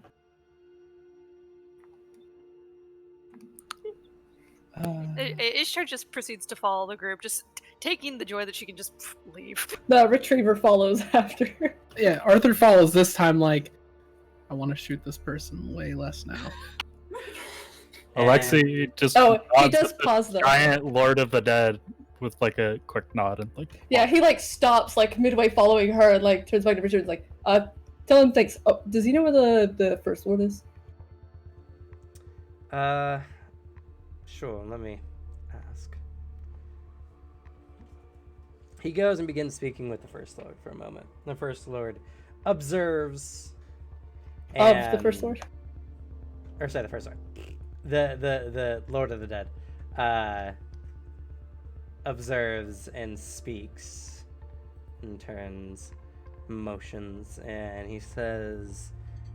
Richard says to you all, he says to follow the darkness in the forest. Everything leads to its heart. Oh, that's super ominous. Love it. Tell him thank you, and I guess have a good eternal night. Immediately goes back to following. Well, as I said, it actually looks like a daytime here. You can see, Oh, that's like, right, that's clouds right. overhead. Well, then have a nice day. But still, there's a question mark on the end. He's going to be polite to the fucking Lord of the Dead. That's fair. All right. So as you guys leave, and Meridania just keeps rebuffing you. She's just like, "Don't ask. You don't ask a girl these kind of questions, you know. Just Learn some throws up his sensitivity." Upset bear noises. As you do that, she just gives you a very warm smile. Turns to Richard. This is your fault. I can act like a gentleman sometimes. Oh, now you act like a gentleman? I said sometimes. Well, now he's never gonna do it to us. He's burned himself out for the next, like, couple years at least. You've read me like a book. That's where you're sticking.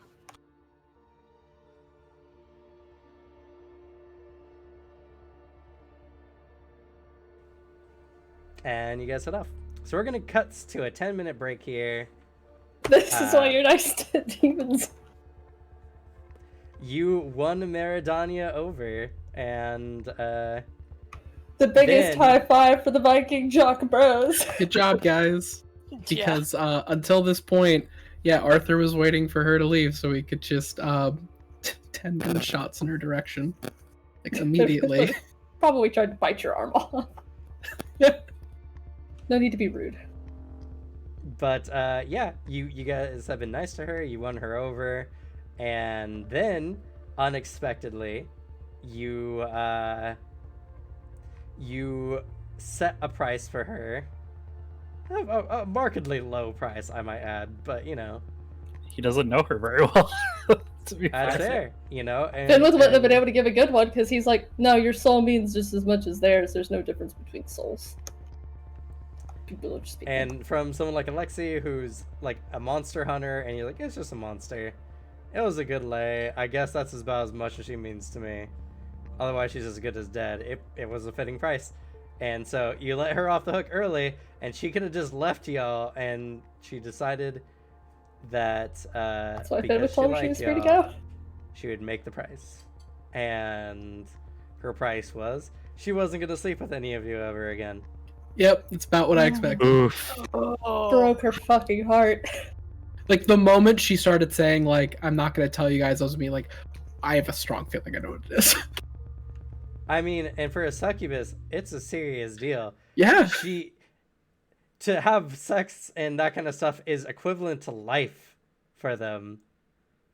To deprive themselves, it's like vowing. If I'm to around never these people, eat- I will never eat or drink around them again. Well, it's like saying I will never have cheese for the rest of my life. That's equivalently what she just gave. Oh no, you gotta make it worse. You will never have any type of potato ever again. I Oh, mean, if you're sorry. talking to French me fries, personally, no then mashed sure. potatoes, no baked potatoes, no loaded baked potatoes, no No tater French fries. tots, hash browns, Fate worse than death. Exactly. So no the roast price potatoes. was equivalently fair. And I mean, if anything, that just shows how willingness she was to lay anyone in the group. But, you know. So, yeah, you, And now you're safe, Arthur. Yay. But not from her jokes. Uh, She can still make those. Something tells me the innuendos are going to get a lot worse from here on out. Well, to be fair, she doesn't have like a goal she's going for with those anymore, so it's not like they have to get worse. But she No, might also but- get a little frustrated. Yeah, she's probably going to get frustrated. That's where it's going to get worse. Fair. Honestly, fair. Jesus Christ. it's a Why very is strange Anima circumstance. like this?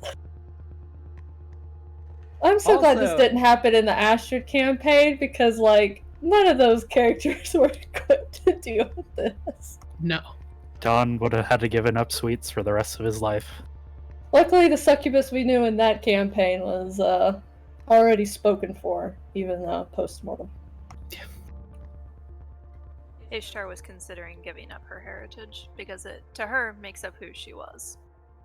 See, I It's was. way too big of a price. Finn would be so upset.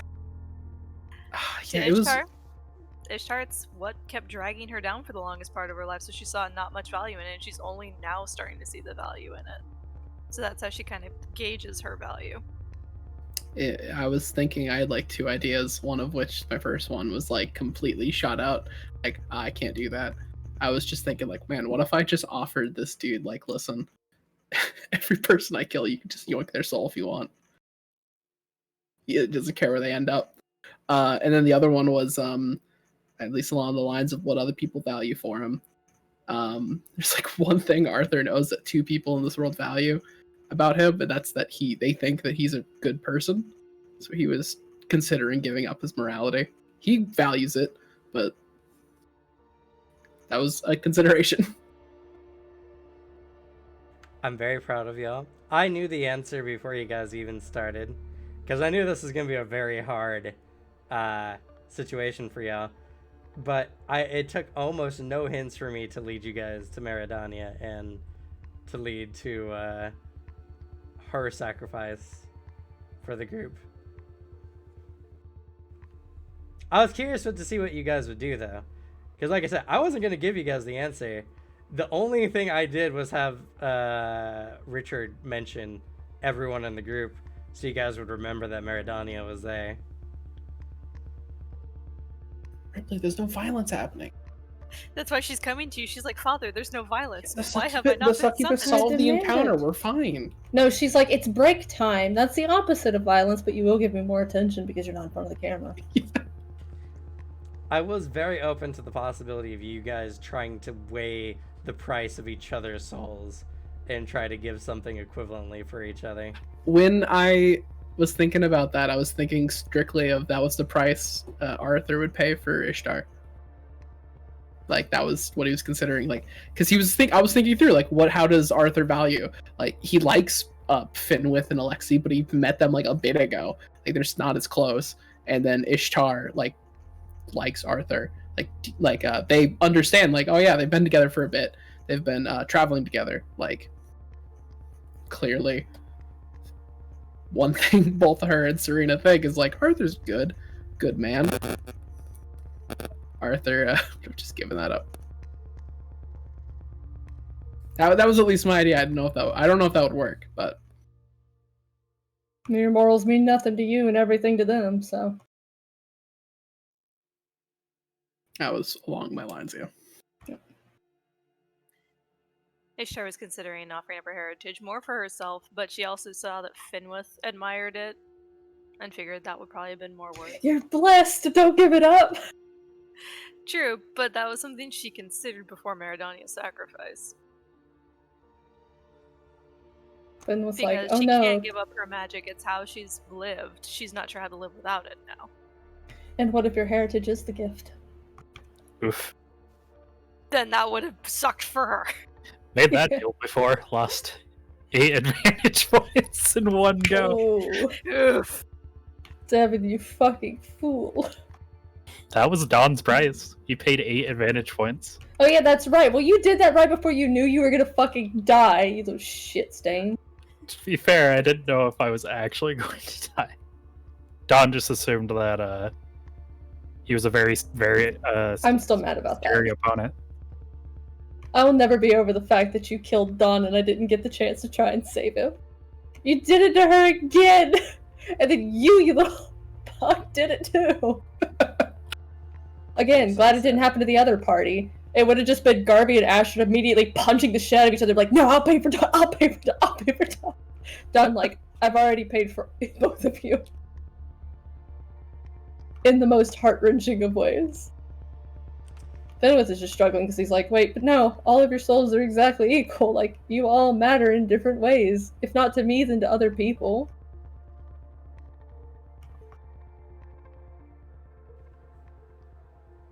Wholesome retriever noises.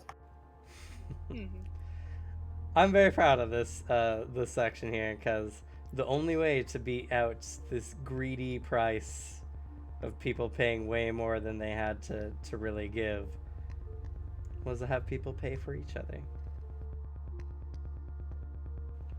Greed is only beaten by altruism. Anyway, let's take that break I mentioned like 5 minutes ago. Yeah. 10 minutes And ago. next I thought we time, and next time when you remember that like it's the one layer they didn't fucking talk to nobody about nothing in, should have just walked by without a fucking word. Should have just bounced. Alright, so we're going to take a quick break. We'll be back by about 12:50 or 3:50 PS or Eastern. We'll be back. If you haven't already, please follow. See more amazing content like this. And yeah.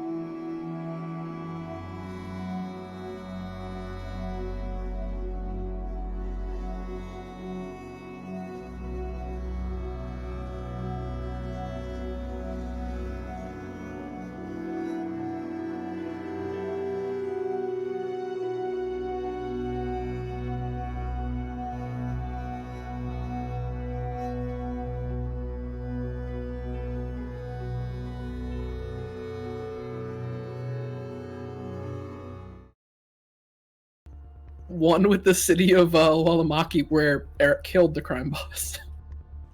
He has 5 with Sherpa currently. Well, yeah, you had a whole fucking concert. Yeah. I had a very disappointing thing happen during the first part of the stream. So my food got here and I ordered a Coke, right? And I went and I took a big old sip. It was straight soda water. Ooh. Gross. That sucked. The ghost of Coca-Cola's past. And a whole lot of fizz. You know, you do still have Coke in glass bottles in the fridge, right? Do I?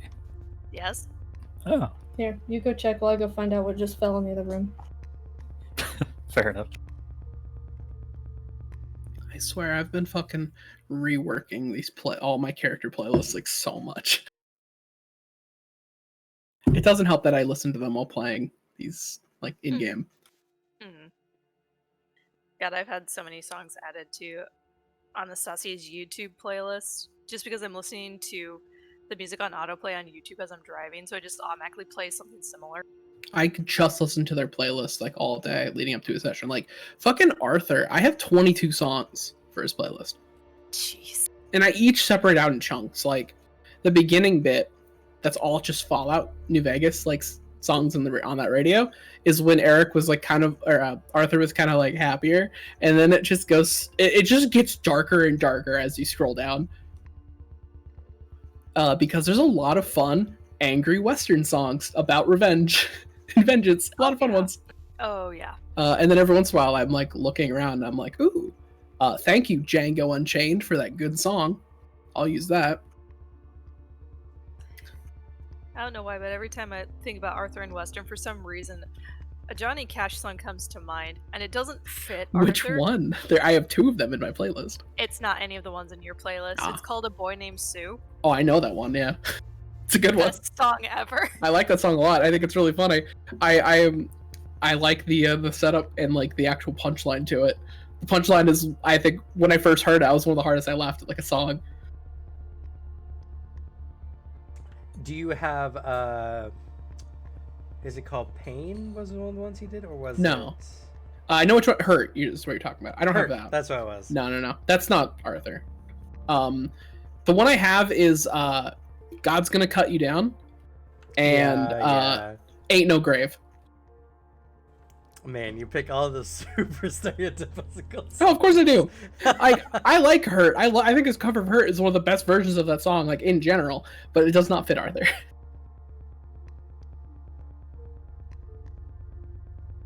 It also helps when both Vale and Devin send me a song at like the same day around the same time for the playlist. Was it the same song? No, it wasn't. But just Yeah. I woke up and I was like, ooh, message from Vale, song for Arthur. Ooh, message from Devin, song for Arthur. Which I liked both. I thought both were really good. So they immediately got added. Where did you hear that song? Because you said you were surprised that it came from Punisher. No, I was surprised that it came from the Punisher movie. Because, like, I've heard... I keep forgetting that movie exists. And that, from what I heard, it's actually not bad. It's not great, but I've heard it's not bad. The first one's not bad. Warzone is garbage. Of course. Because that sounds like a song they'd use for the show. Because I've seen parts, like, most of the show. Like, first season, at least. And that fits, like, their version of the Punisher. So that's why I was surprised. Now I gotta run through Boondock Saints, because now I'm thinking of Arthur music, and Boondock Saints is coming to mind. Oh, they probably have some. I was watching fucking... Yeah, I was seeing, like, I was watching, what is it? Django Unchained. And that has 2 good songs for Arthur. Like, both Ain't No Grave and Who Did That to You? 2 fucking great songs, and they fit him really well. I can see Arthur doing the prayer they do before they murder people. But, like, shorter into Noah instead, like... Yeah. Yeah, I'll keep doing this.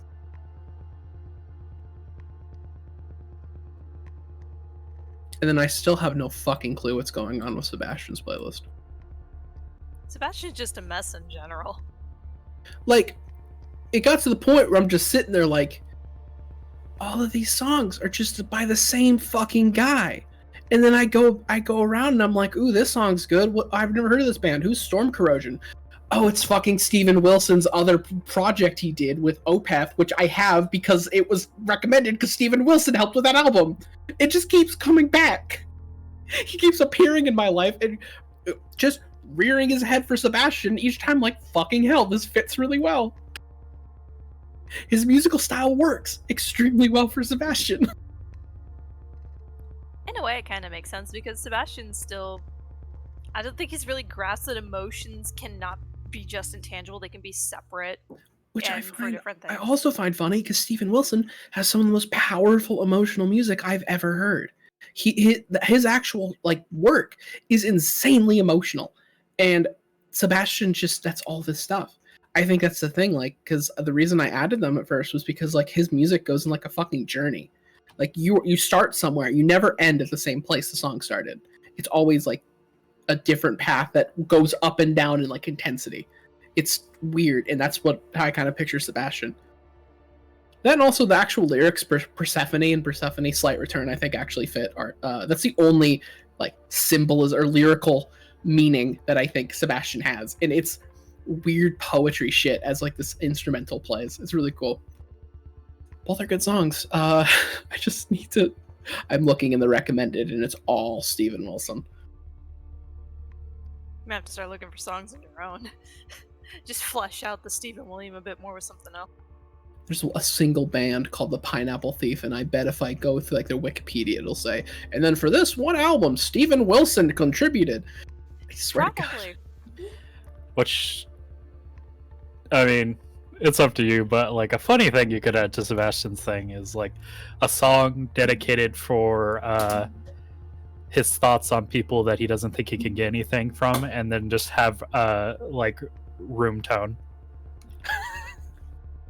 See, the only thing I have a joke song for is Arthur, and that's with Bright Side of Life from Monty Python, because that I think summed up Arthur's like worldview pretty quickly.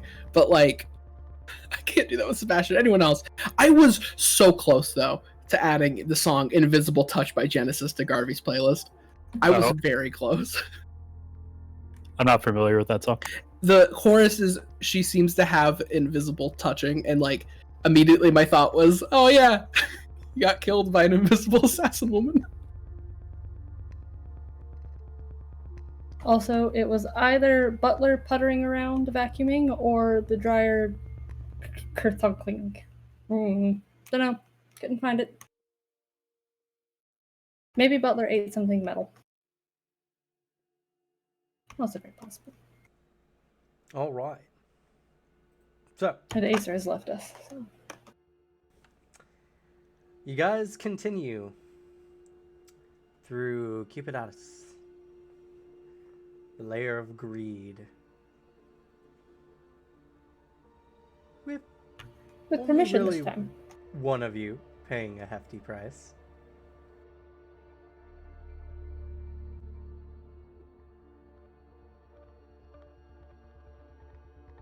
Pima still pressuring Meridani to try and tell what it is.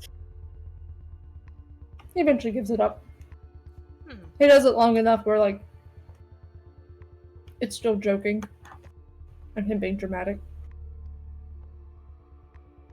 At least he had to deal with a lot of friends that don't tell him things.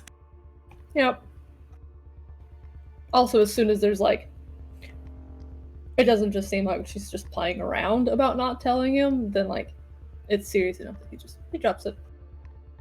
He does gripe to Richard, of course, a little, but pretty much after his comment to Richard about this is your fault, that's about when he stops. He doesn't harp on it. You guys travel, and this layer is massive. You spend not just the part of the day that you've walked already, but you spend another whole 2 days traveling through this layer. Gosh, Pluto, leave some Gehenna for everybody else. Though in the downtimes when we do rest, Fenwith keeps his deal. And it's serious, he's gonna teach Ishtar how to fight tooth and nail, literally. Also makes sense he would have the big, like a really big portion because it is the layer of greed. Yeah, that's what I say. Just leave some for the rest of you.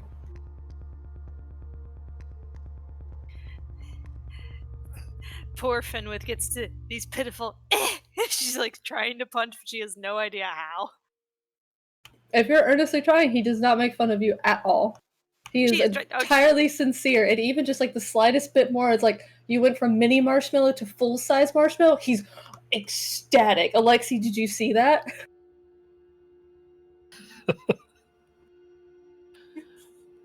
How would Alexi react to that? That's the question.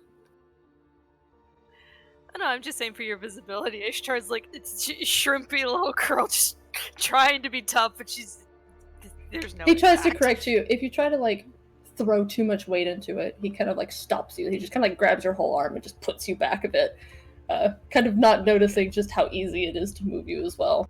And just kind of, no, you don't need to be like I am. You don't need to fight like me. You need to fight like something small. No, Alexei would probably actually be shouting like encouragement or like coaching tips as you're like going through on like your backswing or anything like that. Yeah, so he has like more technical tips, and Fenwith like basically tries to teach you how to like fight more instinctually. So he kind of just, you're smaller than me, so you need to get up under, go under my arms, try to hook my legs, use how tall I am against me, try and knock me over, or get into a blind spot, try to get behind me. I can't reach you there. Okay. And she does as you instruct, and she tries. I can't guarantee she'll improve much, but she will at least learn. And you don't something. always need to try and kill something, especially because that's not what you were trying to do. So if you're just trying to get somebody away from you, people don't like being bit. It freaks them out. Predators bite. So you bite, they freak out. You remember what most people haven't learned yet, which is things that bite you, you get sick. So your brain knows bad. Try to get away from it. They'll let you go if you bite. And scratching doesn't do a whole bunch unless you have bigger claws. He kind of clicks at your nails with the big bear claws. Or actually, no, he probably would have dropped the bear and switched to Lynx to be a bit more mobile, to kind of like show you that it's like more sweeping motions, a bit more footwork that he normally uses. Kind of like bounces like past around you and like taps at like the back of your calf or something to show you. Okay. Like, at the mention of bite, Ishtar kind of like uses her tongue to feel her canines, and she's like, that's right, they are sharp. And even regular people can still bite. Like, teeth are still pretty strong. Mm-hmm. And with claws, you don't have to necessarily cut somebody deep. You can just overwhelm. You just make it too difficult to hold on to you, not worth, or just catch them off guard. You can go for soft bits though. Nobody likes claws near their eyes, even blunt ones. Okay.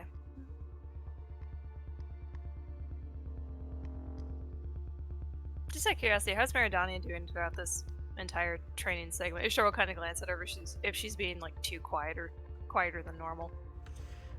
I mean, the training segment probably is not something she would have been interested in anyway.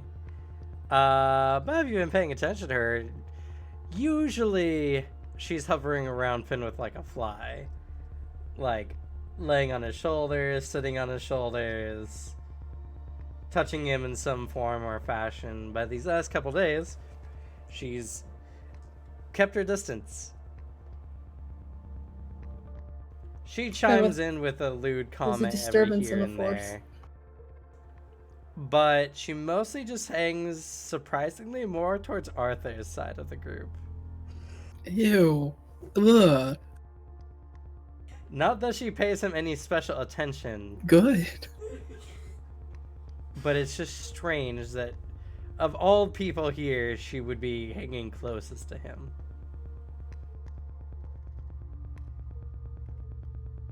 And at least now with after the deal, Arthur actually acknowledged she exists. So he may respond to minor questions or like conversation. She doesn't really bother you at all. Good. Then he doesn't bother her. But at least he'll like look And in isn't her going direction. daggers. Then you notice that she's surprisingly being closer to you than she was willing to be before.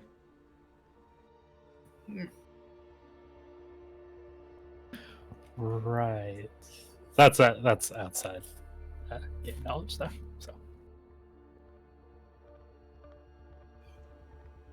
After the training segment, Ishtar will kind of go over and sit next to Meridania. Are you doing okay? I mean, I haven't eaten in a few days. A lot of good that does me now. What do you mean? Well, I thought that in this group of individuals, there'd be some few who I could, you know, have some fun with. She looks you over.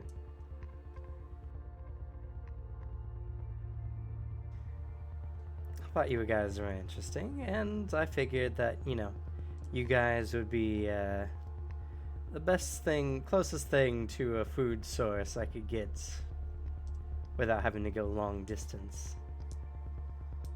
It was a win-win. That's how we got here anyway. She purses her lips, but she resigns herself to her thoughts.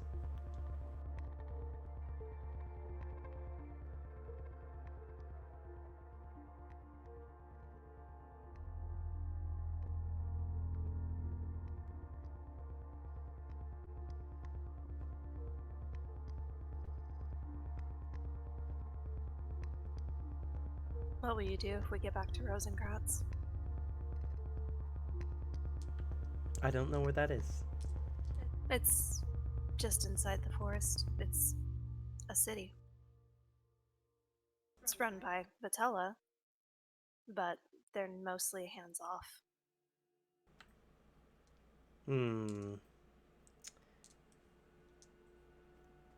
I mean, I can give you an answer you would like to hear, or I could give you the truth. No, I mean, more along the lines of, would you just leave the group suddenly? And just start over? I mean, there was no way I was going to travel with you all forever.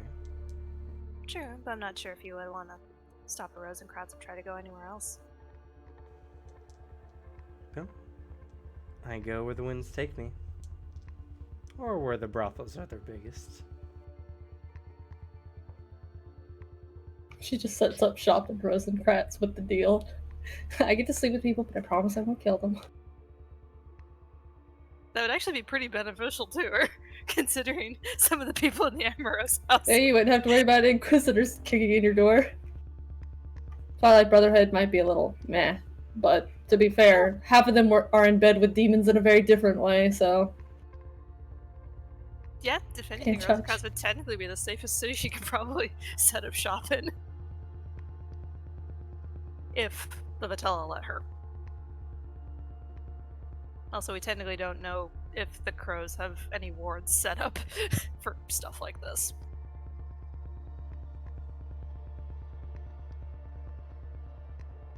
Okay. You gonna be able to stick with us then until we get out of the forest? Or are you gonna try and leave at some point? I may not have much of a choice.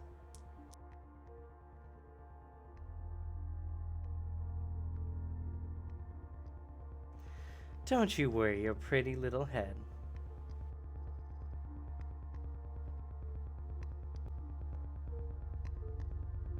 Someone's got to. We're technically all traveling as a group. Might as well be a small family, a group of friends at this point. You would treat a demon as a friend. I would think that is a very unwise decision. I did try to, well, possess one of your friends and use their body. True. But I've thought about it, and Fenwith makes a point. It's part of who you are. And as for making friends with demons, where I grew up, technically I was considered a demon. Right, So- but there's no technically when it comes to my case, and I will kill a True. mortal and enjoy in their suffering. True.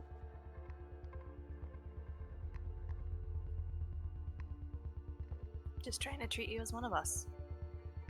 Trying to push past everything I've been taught that's told me everything I know is bad.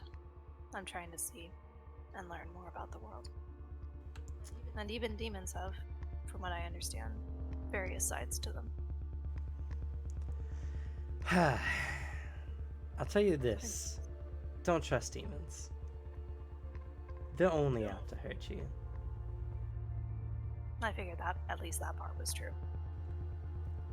Second, it's so wonderful you decided to start trusting me now of all times, not before everything that's happened. I swear, you're unintentionally doing this to me, aren't you? What do you mean? Never mind.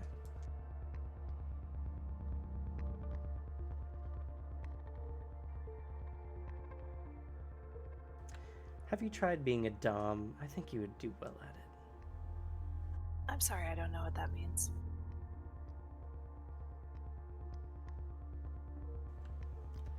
I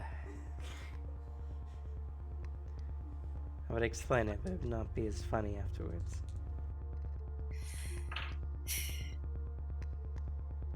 Unfortunately, I have lived a, up until now, very sheltered life, so anything in the ways of the world or what you're an expert in, I have little knowledge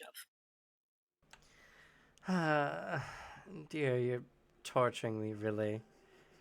How badly do I just want to pick off those petals of yours? I tried to be decent. She just gets back up. More sparring practice, Fenwith?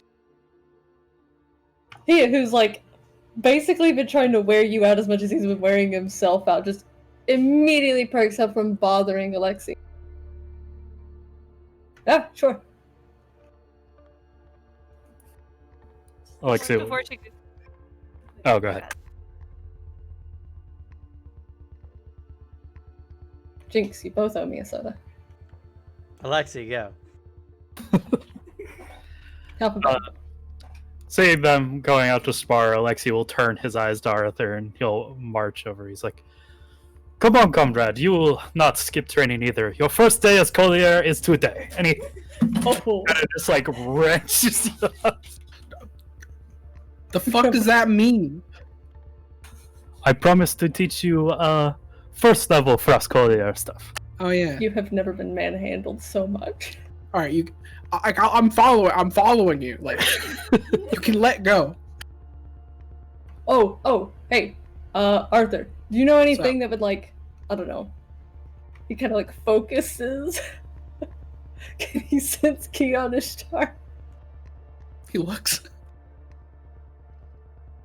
Constantly has it active. Ishtar has potential.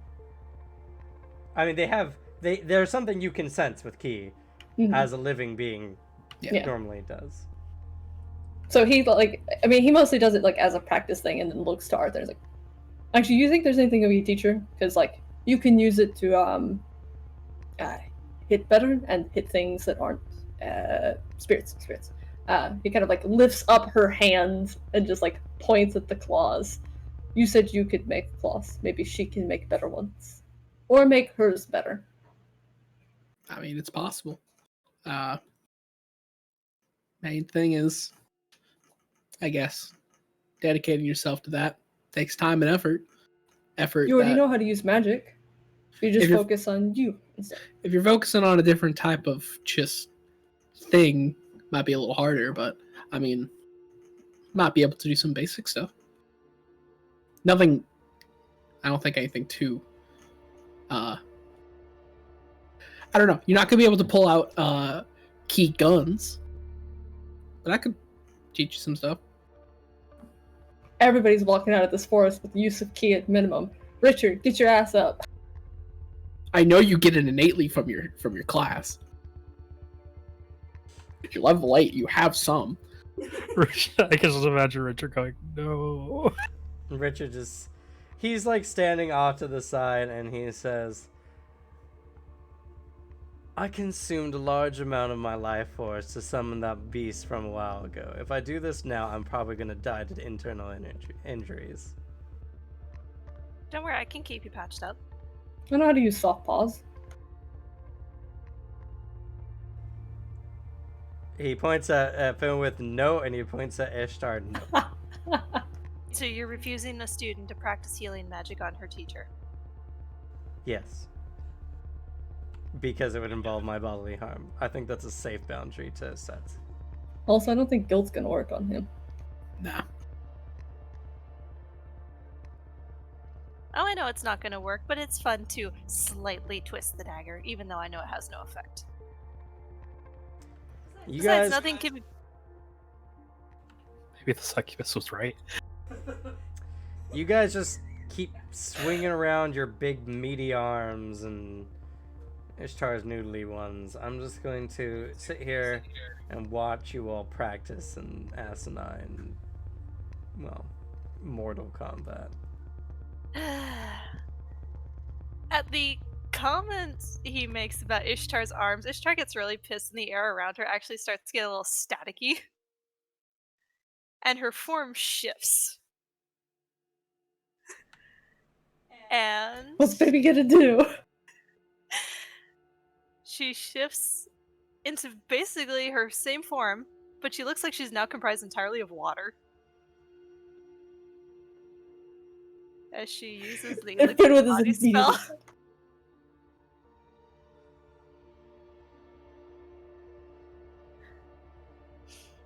But it pretty much...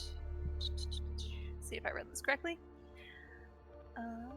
It has the ability to turn their limbs into various physical weapons, which have a quality of +5.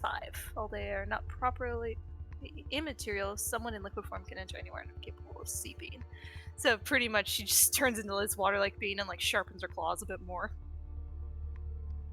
Okay, that's really cool, but also this is to teach you how to like fight when you can't do that anymore. True, but she's For gonna... threatening him though, that's perfectly okay though. Oh, she's gonna keep it up for at least a little bit.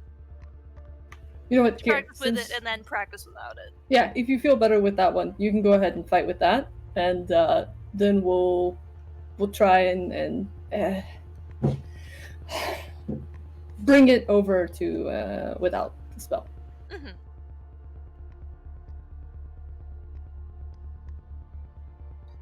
As she does shift, she is a little startled by what she accidentally activated, but she does adjust to it. And then Finwith gives you no more time. It starts like batting. She starts dodging.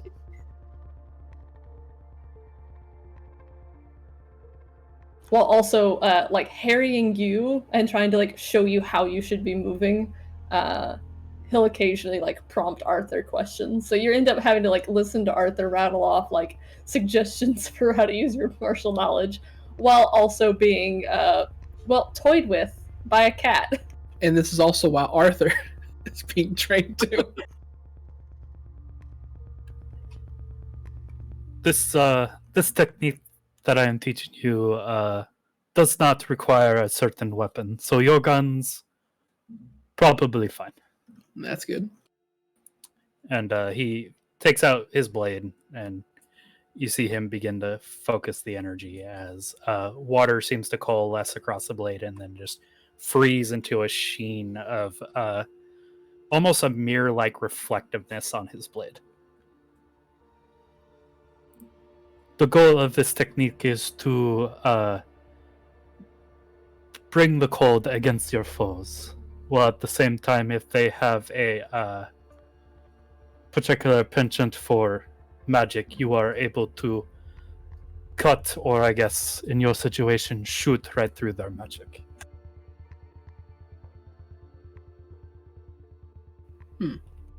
And he starts going into detail of Frostvalar. It needs it needs con. Whoa. I haven't invested in my con accumulation at all. I have agility, dex, and power.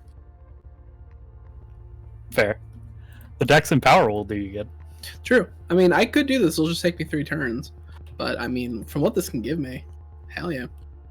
It's pretty cool to I mean, actually. having energy, actually, is also really nice. And also, honestly, whatever you're going to give me, I was probably going to pick. And lucky me, I spent my creation point to get some more martial knowledge. As you're all doing your sparring, learning stuff, Maridani just sits there, chin in her palm as she watches you all.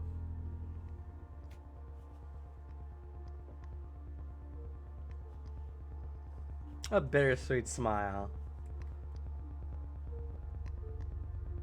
As you guys continue moving through the forests. One morning, or what you assume is morning, as this forest does not change its day type at all. It's always this strange overcast day of a dead forest, yet this dark mist kind of is always at just the edge of Can your someone vision. turn off the fog of war option, please?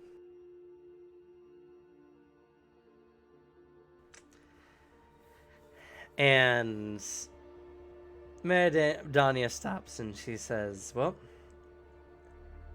I think this is time for me to go. It's been great. It's been fun. But, there's dicks out there that aren't gonna suck themselves.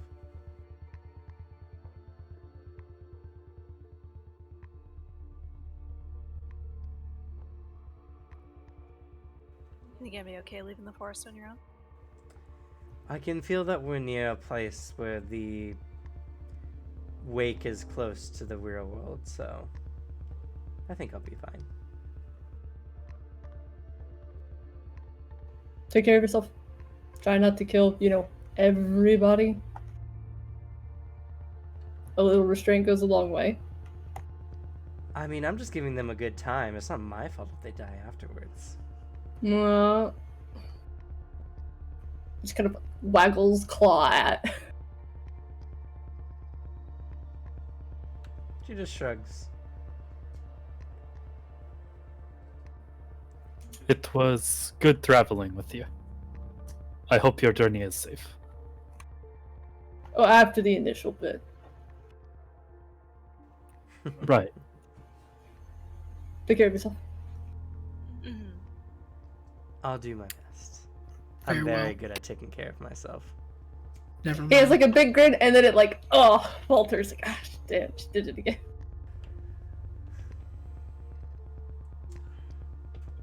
Thank you. Thank you for getting us through that last bit. I did nothing but return the favor. And that's it. Don't get all sentimental on me now.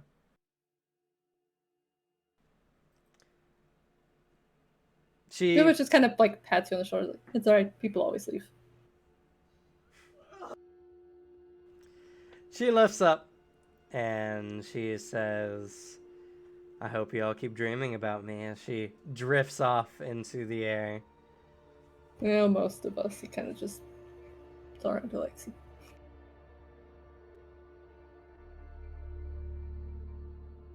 You don't know what you're missing, literally. Yeah. She seems to hit a point in the air, and then suddenly it hits it like a wall of jello, as there's a ripple in space. And she just seems to disappear.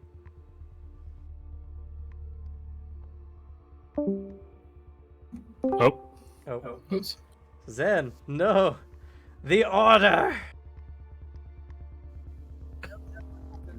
Ugh. Is this what vengeance feels like? Why am I so angry? Edge this rising! Too much. Considering sniping succubus.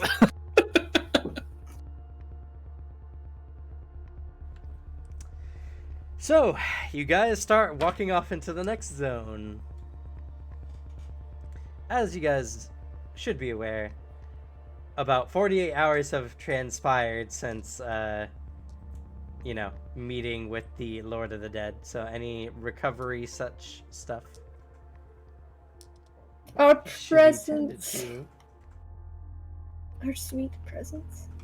I need everyone, though, to make MR checks for me, please. I need you guys to make 2. Is our fatigue back? No. Okay.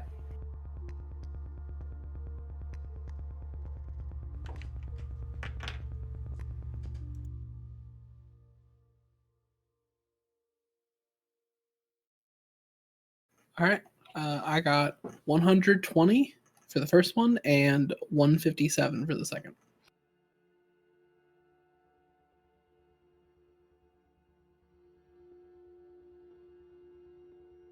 I got a 171 and then 110.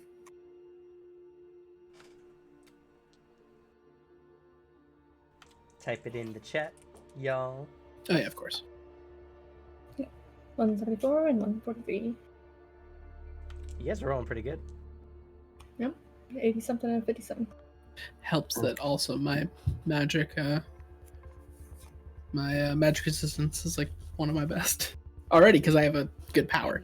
It is my best. Just not the possession. Alexei, you lose another to your another fatigue point. Damn. Now I'm like normal people. Gross. As you're carrying on, it's just you feel more tired as you wake up. You wake up and your body feels sore. Your shoulders are very stiff. You just feel like you're getting tired easier. A general feeling that almost everyone besides Arthur has in the party. Just kind of build different. I could punch you through a fucking tree. Shut the hell up. Good.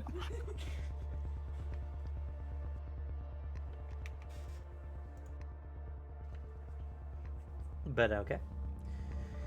You guys transcend the next layer, and we roll all the dice to see which part of Moth do you guys get to go to. Oh boy. Normie moth? Or edgy moth? It was a very close roll. I needed to roll 15 above to keep you guys in normal Moth, and 15 under to go to the wake. Very close, very close. As you guys continue walking, the forest slowly begins to become more fertile and verdant. The trees regain their pine. The grass takes on a healthy green color, which is the first you've seen since entering into the forest. And as you guys keep walking, you notice that now there's other types of trees. Non-deciduous trees with nice big leafy leaves, leafy boughs, very thick leaves, almost very waxy on their texture, and very wide. And the sun seems to be shining through here much more brightly than one would expect within Moth. And as you guys continue walking forward, you can see the sunlight, like visual beams of light penetrating through the wood. And as you guys are traveling, in a way you would almost expect, the light begins to extend longer and longer and longer and change as the day goes by. The beams getting longer and sharper turn. And you suddenly come across a small village of stone buildings, and many of said buildings are overgrown or completely destroyed by the growth of large oak-like trees that seem to have overtaken this village. By their design, they look like older-fashioned building to you guys. Like, many of the windows are just cutouts of the stone that was used to make them. No panes of glass or like door frames or such.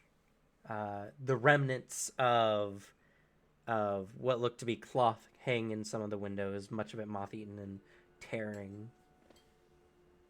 And the light just kind of shines just overhead of this, and you can see very clearly you're in a strange forest towards the center of the Gehenna forest. Or sorry, a strange village towards the center of the Gehenna forest. Oh, I'm not sure what I want to know. Managed to live here. Hey, Richard, what does the poem say about this level? Yeah, what's the catch your book's got? Let's see. I remember as the book got further down, each part got a lot more written. It was a large section, but what was it about? Ah, I remember. Herasis. The lair where the heretics who disbelieved the death of Christ and those who were non-believers of the church were sent to go. I remember it was a very political section of the book, if I'm thinking correctly. The characters went and spoke, well, not book / this was supposedly the writer's first-hand experience. He had said several times throughout the sections that he had met various people of history at these parts, which we have not done so I think a lot of it was romanticized. I remember this section was speaking very heavily about like prior rulers before the Empire took hold of the old continent, and how many of them were doomed to live here.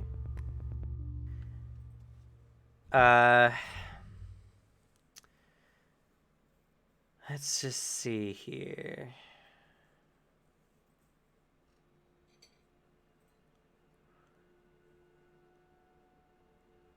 Consequently, when the portal of the future has been shut, it will no longer be possible to know anything, was a line that spoke from it, which was, don't keep a closed mind.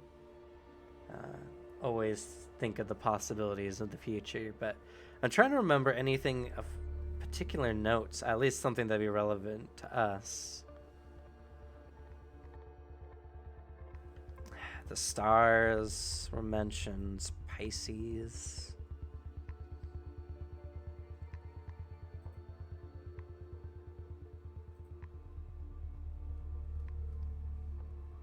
Something about wealth and art.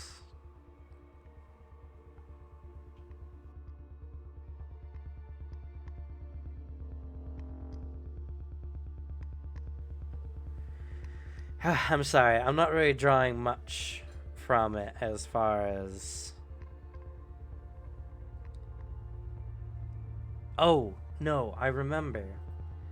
There was something to mention of a tomb, a fiery tomb, where these individuals were laid out.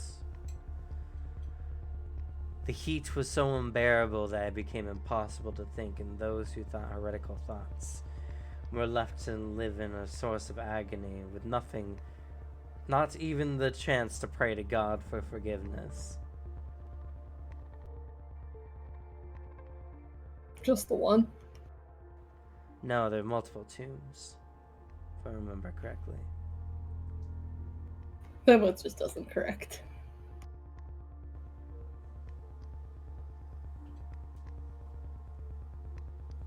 Like, oh goodness, what are they called? Catacombs.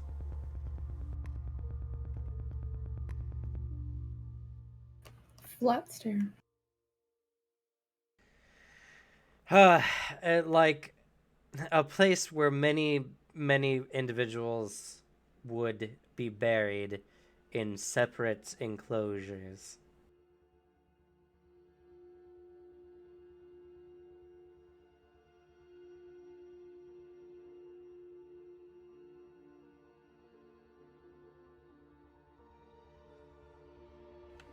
Anyway, it's supposed to be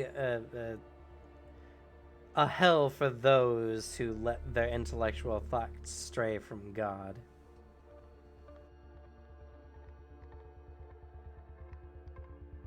To be left in a situation where one could do nothing, could not think nor pray. The discussions they had with various individuals were those who had been there for extended periods of time and had grown accustomed to the flames.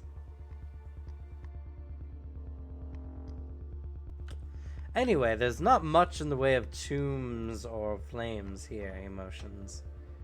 Though... Yeah, that we can see.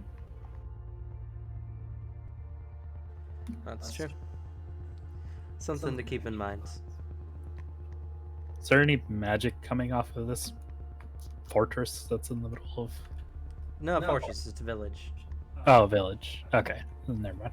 Just little stone human. And I assume I don't sense any key in there or energy in there at all. You do sense you both do when you get close enough, sense a large life form of some form. Well, there's clearly something there. Something big. Finn was focused. It's within Key 800 detection feet he of us. spot. It's within a half mile of us, too. Oh. Well, we both sense it, so it's within 800 feet of us. It's strange, though. Normally, due to at least for, do you both have erudition, or is it only Just him. Okay, so it's only Arthur who notices. Most life forms, once you focus on them and once they're within your range for long enough, you kind of start seeing the shape or the color of their key to, like, that which identifies it in a way. This thing is strange. It's definitely a life form of some description, but there's a part of its essence that's very messy. It's very chaotic, and it gives you a strong sense of corruption or some kind of rot. And I'm sure this won't surprise any of you when I say that the thing that's in there is fucked up. Kind of chaotic and corrupted and all in all just really fucky. That's about par for the Gehenna Forest. Yeah. Ain't just a big guy over there. It's got them icky vibes. Yeah. Finn with the spins him out. Well, actually, he probably would have already been back in beer. He had time to rest up his Xeon reserves. Alexei kind of lets out a yawn and like stretches out his shoulders. Oof. Well, we will have to go past it, yes? But I mean, we probably could just avoid it, especially with Arthur's sense. I mean, I'm kind of curious what this thing looks like. I mean, like, yeah, I'm kind of curious about some big thing, but at the same time, like, oh, the description of this place is really boring. True, and remember last time we tried to look and see what something was and True. ended up possibly having to pay a price. I do kind of want to fight something, though. Just big ol' huff. What is it supposed to be exactly? point? Assume inside the village. It's in one of the buildings. It seems to be moving around from structure to structure. It has almost an amorphous nature by the way the energy fluctuates. We want to just wait Like and some see kind of ooze-like thing. we want to just catch a view of it first.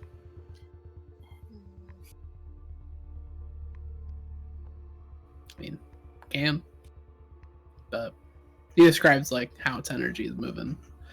Kind of like a flowing around the village. Ooze like.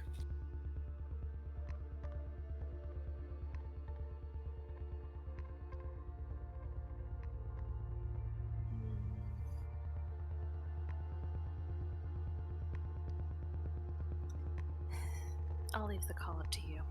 I personally don't like the idea of going to see what this is and just moving on. But whatever you guys decide, I'll back you up.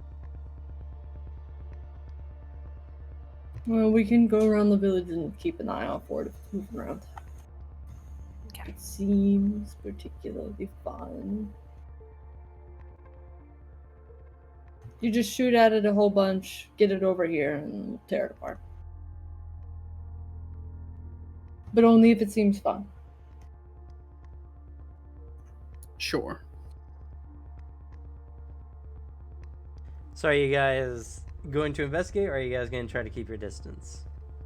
And you skate at the edge of the village to like keep an eye as they go by, trying to spot what it is. So, kind of stealthing by to scout. Yeah.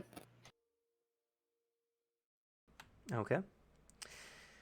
So as you guys quietly kind of walk around the edge of the village, just kind of on the barrier where the forest, which is very verdant and green at this point, kind of comes to the sectioned out part of the woods where they had cut the trees back. You're keeping your eyes out. Alexi and Arthur see, as you guys are walking by, you see something off in the distance in the town between the various ruins. Something slide from one door to another, very long, elongated, and you think you see a tentacle or something before it slips into the next building. It seems to be nearby. He kind of like gestures, generally where he saw it. I assume Arthur probably knows. It's like a couple 100 feet in town away from you guys. Yeah.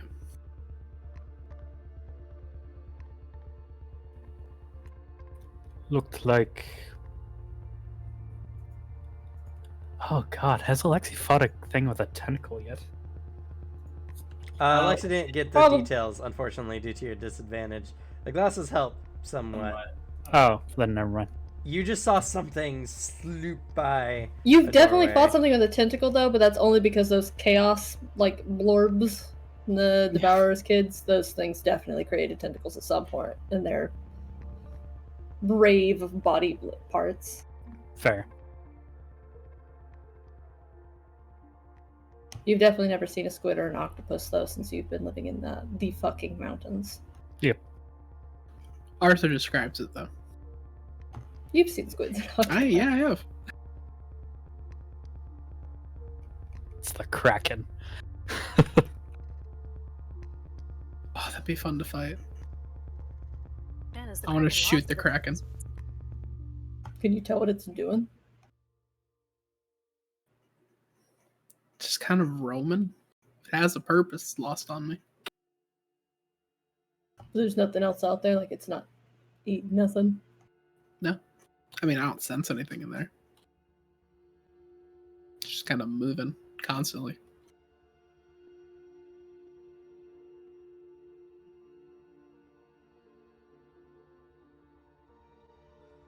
You see anything in the buildings, like inside them?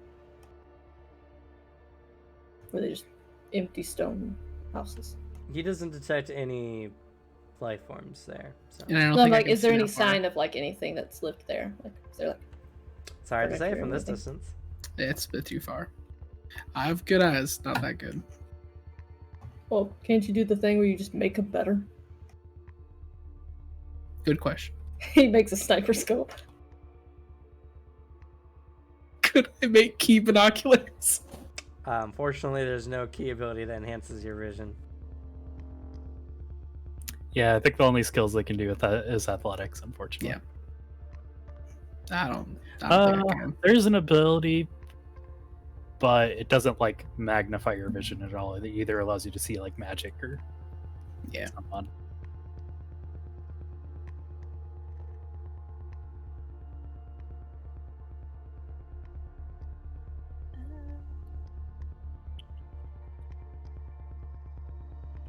Does it still blip on like key detection, or has it seemed to have like vanished? It's, I think, within both your ranges at the distance you guys are going. Okay. It's not very fast. Right now. I mean, that's fair.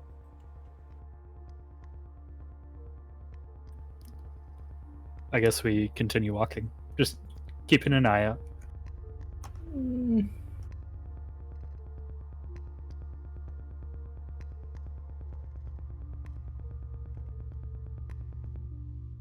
Aside from the sounds, is there any noises coming from the town at all as we're passing by? Nothing that you guys can hear. Just sounds like an what is mostly an abandoned village in the forests. Just thanks to key radars here, you guys know there's something really nasty in there.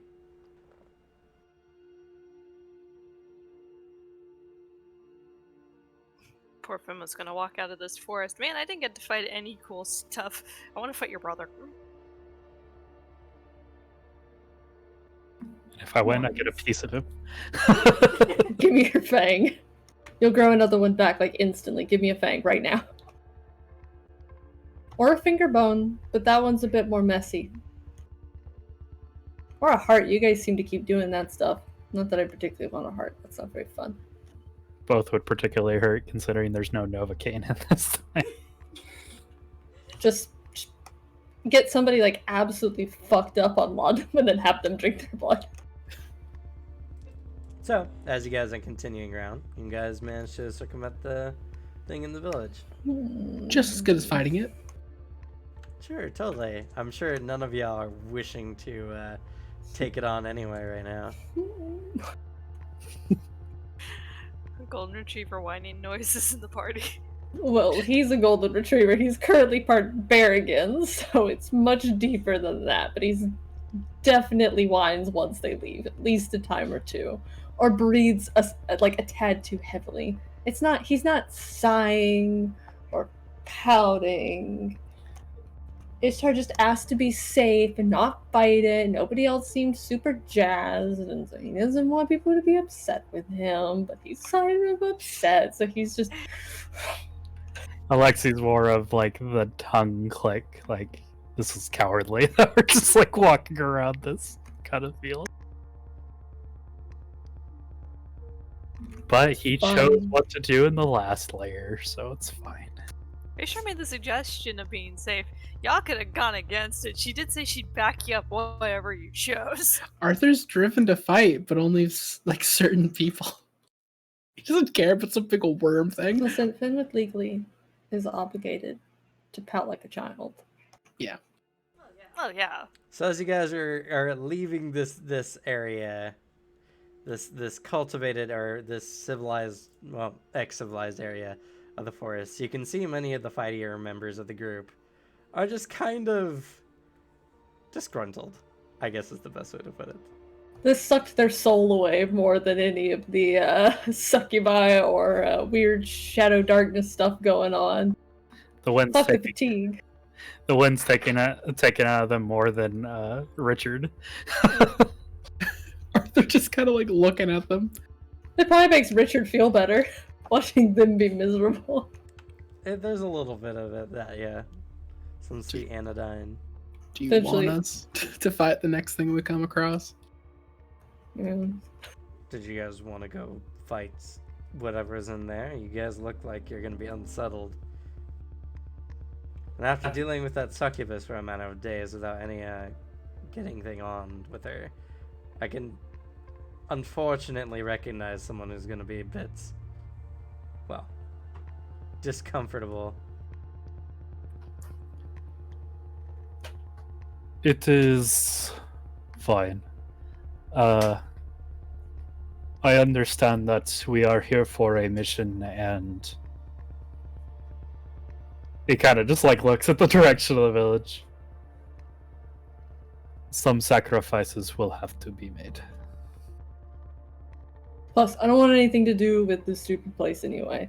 It's just more, our one god, only our one god. Just this one guy. You don't believe in this one person. Nah. Everybody has gods. Why you gotta have this one ring to be about that one? I don't like that. I Stupid. feel like it's important to mention that the experiences the author of the book wrote, they probably suffered from being in or out of the wake in different places than we are, so his description might be more focused on the wake version of this place. I think more he needs to like keep an open mind himself, talking about that in this ring. Sure. I don't remember that. Never mind. I'm not going to get into a scholarly discussion with the barbarian. But as He turns and like it's all the big bare teeth, and there's like this deep, bassy growl. He just gives you a smile.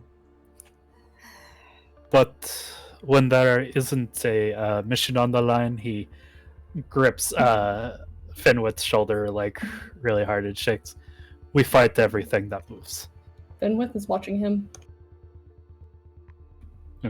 He does not back down.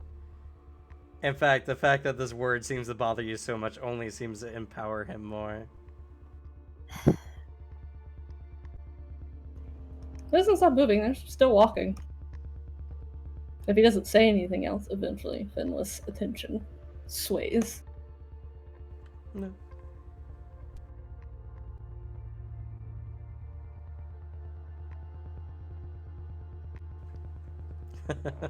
Slight awkward silence. In fact, not giving you a confrontation seems to be suiting him better.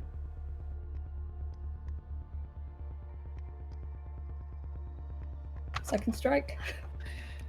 I know that feel. Somebody starts shit, but they don't want to finish it. Annoying.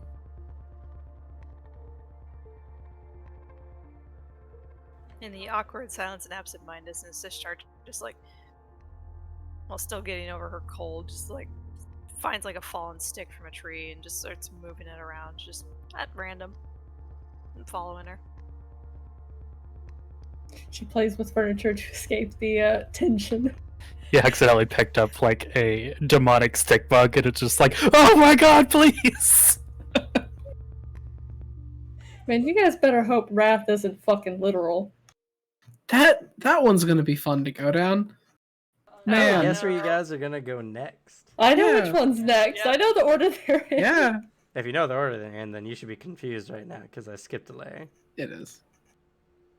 I've read through Dante's Inferno. I've read through the most important piece of historical fan fiction. Mm-hmm.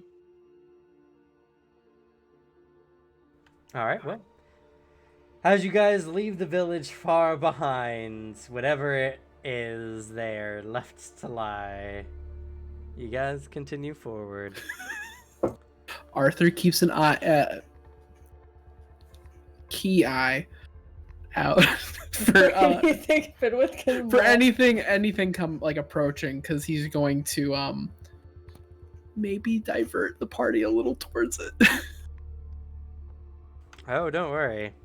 The next circle is violence. Yeah, AKA wrath. When's that stupid key gonna start working? definitely don't have a party member suffering with that. That'll be So fun. that's going to be fun. But we're going to end it for that session. Man, I give you guys a monster on a literal plate, and you guys just walk around. And... Characters, I half man, that's what they expected do. them to go for it, in all honesty. Ishtar was all for going around it because she's squishy, but that's her. Lexi felt bad that he got everybody in a situation where they had to offer a piece of their soul. So he's just like, fine. Same. Yeah, Arthur was if you sitting guys there had gone like to the that. wake in that area, you guys would have been in a giant tomb, trapped with a giant fire elemental.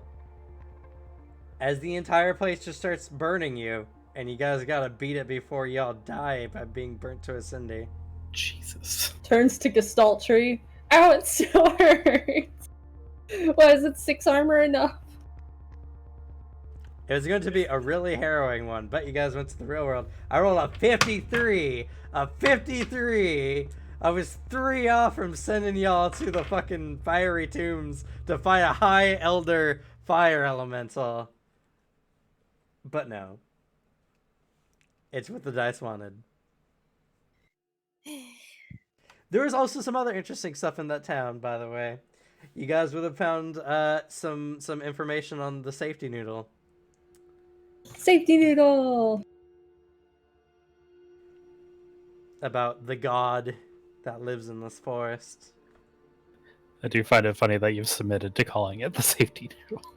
It's literally, people recognize that more than the god of the Gehenna forest now. I still don't know, like, fully what the safety needle is. Me too. I'm pretty sure you've explained it to me, but I'm like, It's a giant, horrible, serpentine-like entity that traverses between the real world and the wake. And it's trying its best to prevent individuals from going to the wake. So it finds you, and ow. It swallows you and sends you to the material world. okay, so that's why it's called the safety noodle. Yep. Yeah. But as the party saw it, they just saw a giant serpent-like thing that was ravenous and swallowing their other members whole. So the party got split because the character I was playing as my replacement character at the time, because Jericho was diseased, tried to blow up its heart and did a buttload of damage, so it ran away. Half the party in the wake, half in the real world. All types of trouble. Something like that. Fortunately, your character was in with Galen at the time, who's a wake mage, so True. they were able to get out of there. But yeah. By the way, the next part might be in a similar area, so we'll see where you guys go. Fenris just sees giant, massive serpent, like, just appear out of nowhere as it rips its way in or out of the wake, and it's just like, no, I gotta fight this, please, please, I want a piece of that. That's so cool. Its gnosis is too high to do anything with it. Just sobs, holding a scale. It's got a cool memento at least. No. It was even a giant serpentine monster. It had devourer vibes all over it. It was beautiful. It just lays on the floor. Leave me here to die. Yep, so you guys missed a fight with the Bone Collector, who used that fought with a multitude of bone weapons that it manipulated at the same time. That's what it's been with. And then you guys have missed a Elder Fire Elemental fight in a tomb that was progressively going to try to kill you guys. And you guys did not fight in the village what's known as a primal abomination. That sounds so fun. I mean, it sounds fucking horrible, but it sounds like it'd be fun to play around with. Here, I don't think I'll I ran give you into that guys- yet. I'll give Man, you we would guys an have to go image. see Ken after this, so Finn could be like, hey, I found something worse than the owl eyes. Turns into an eldritch abomination. I look like I'm from the Dunwich Horror. Hi. Ken, please go away. Haven't you done enough? I don't know why. I can now see the introduction where it's like the primal tentacles through the door just going into Ken's house. Hey, Ken! I let Dave get away, but not you. Have I told you So- about our Lord and Savior Cthulhu? Why do you have so many tentacles to hug people with? Oh, it's one of those things.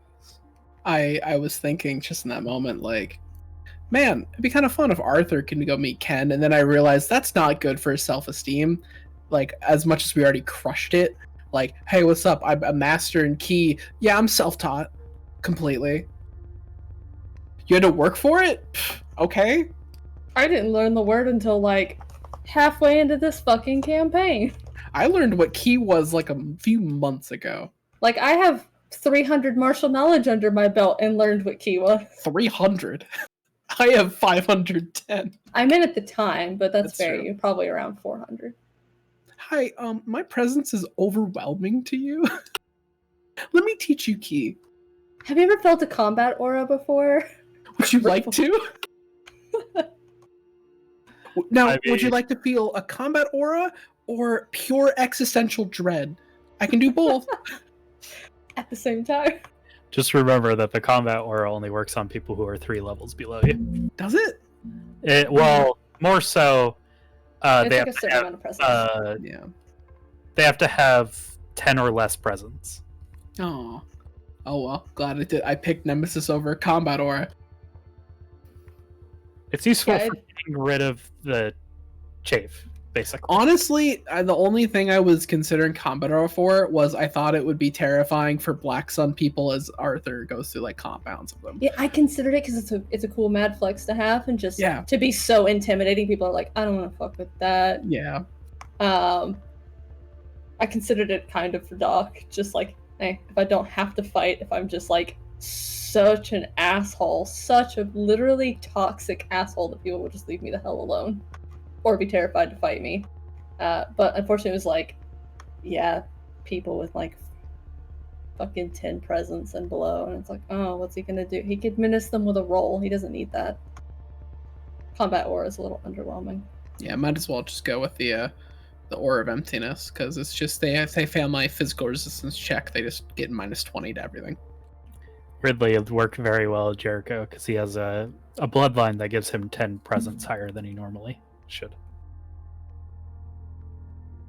But all right, let's go ahead and do experience. Yeah. So, general interpretation. I think you guys did pretty good for your interpretation this session. You guys had a lot of character moments. Went out. Some immersion breaks, but you know, par for the course. I'll give you guys 15 experience points for that. 3 We experience got to points. talk to not Virgil. Yeah. 3 experience points for being here.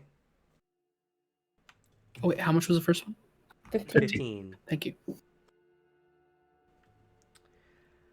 Difficult actions. You guys get 5 experience points because you guys got your best result when dealing with the Lord of the Dead. Hell yeah. I was rather unsure how you guys are going to get through that without losing something pretty beefy, but you guys made a very good choice considering all the clues gained, and you guys did, like with Finwith's talking to the spirit of not Virgil, guys found out the trick to it.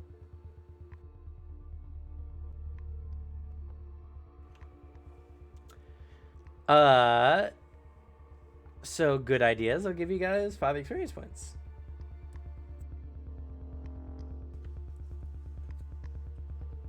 If he No can't segment be the colors. brains of the party, he can steal some.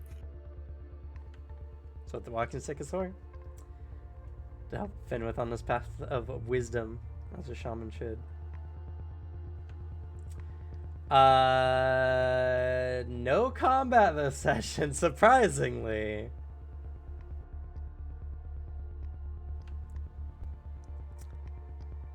So we'll just jump to the face award.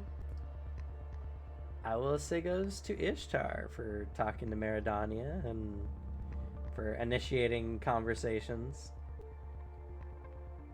Also, I think Ishtar just spoke up more this session than typical, so. Fair. Utility award goes to Finwith.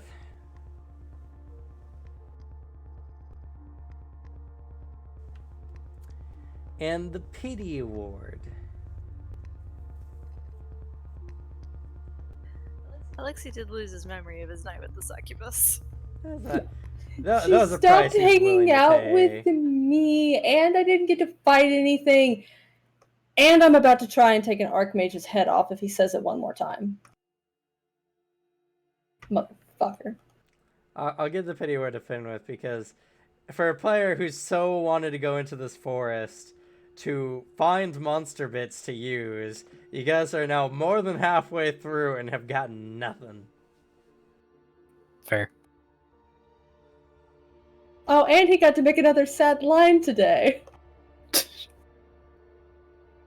People do always leave him. This one's a demon, so he's not gonna overly fight it, but like, not only that, but like, you know, she was just like way over there suddenly. He was like, finally! People who are like, you know, chill personal bubbles. You know, like, it's fine. We can hang on shoulders and stuff. That's nice. Sobs. Here we go again. Yep. She was progressively becoming more and more frustrated, and she liked Finwith the most. Consequently, liked, I guess, yeah, Arthur the least. Fair. The feeling's mutual. You were the one that she could bear the most to be around. In all the greatest of ironies. Oh, I thought it was just because the exact words that she could never sleep with us again. So the fact that she hadn't slept with Arthur yet was the decider. That was my mistake. Nah, distancing self. She wanted to fuck Arthur the least, so it was the least painful to be around him.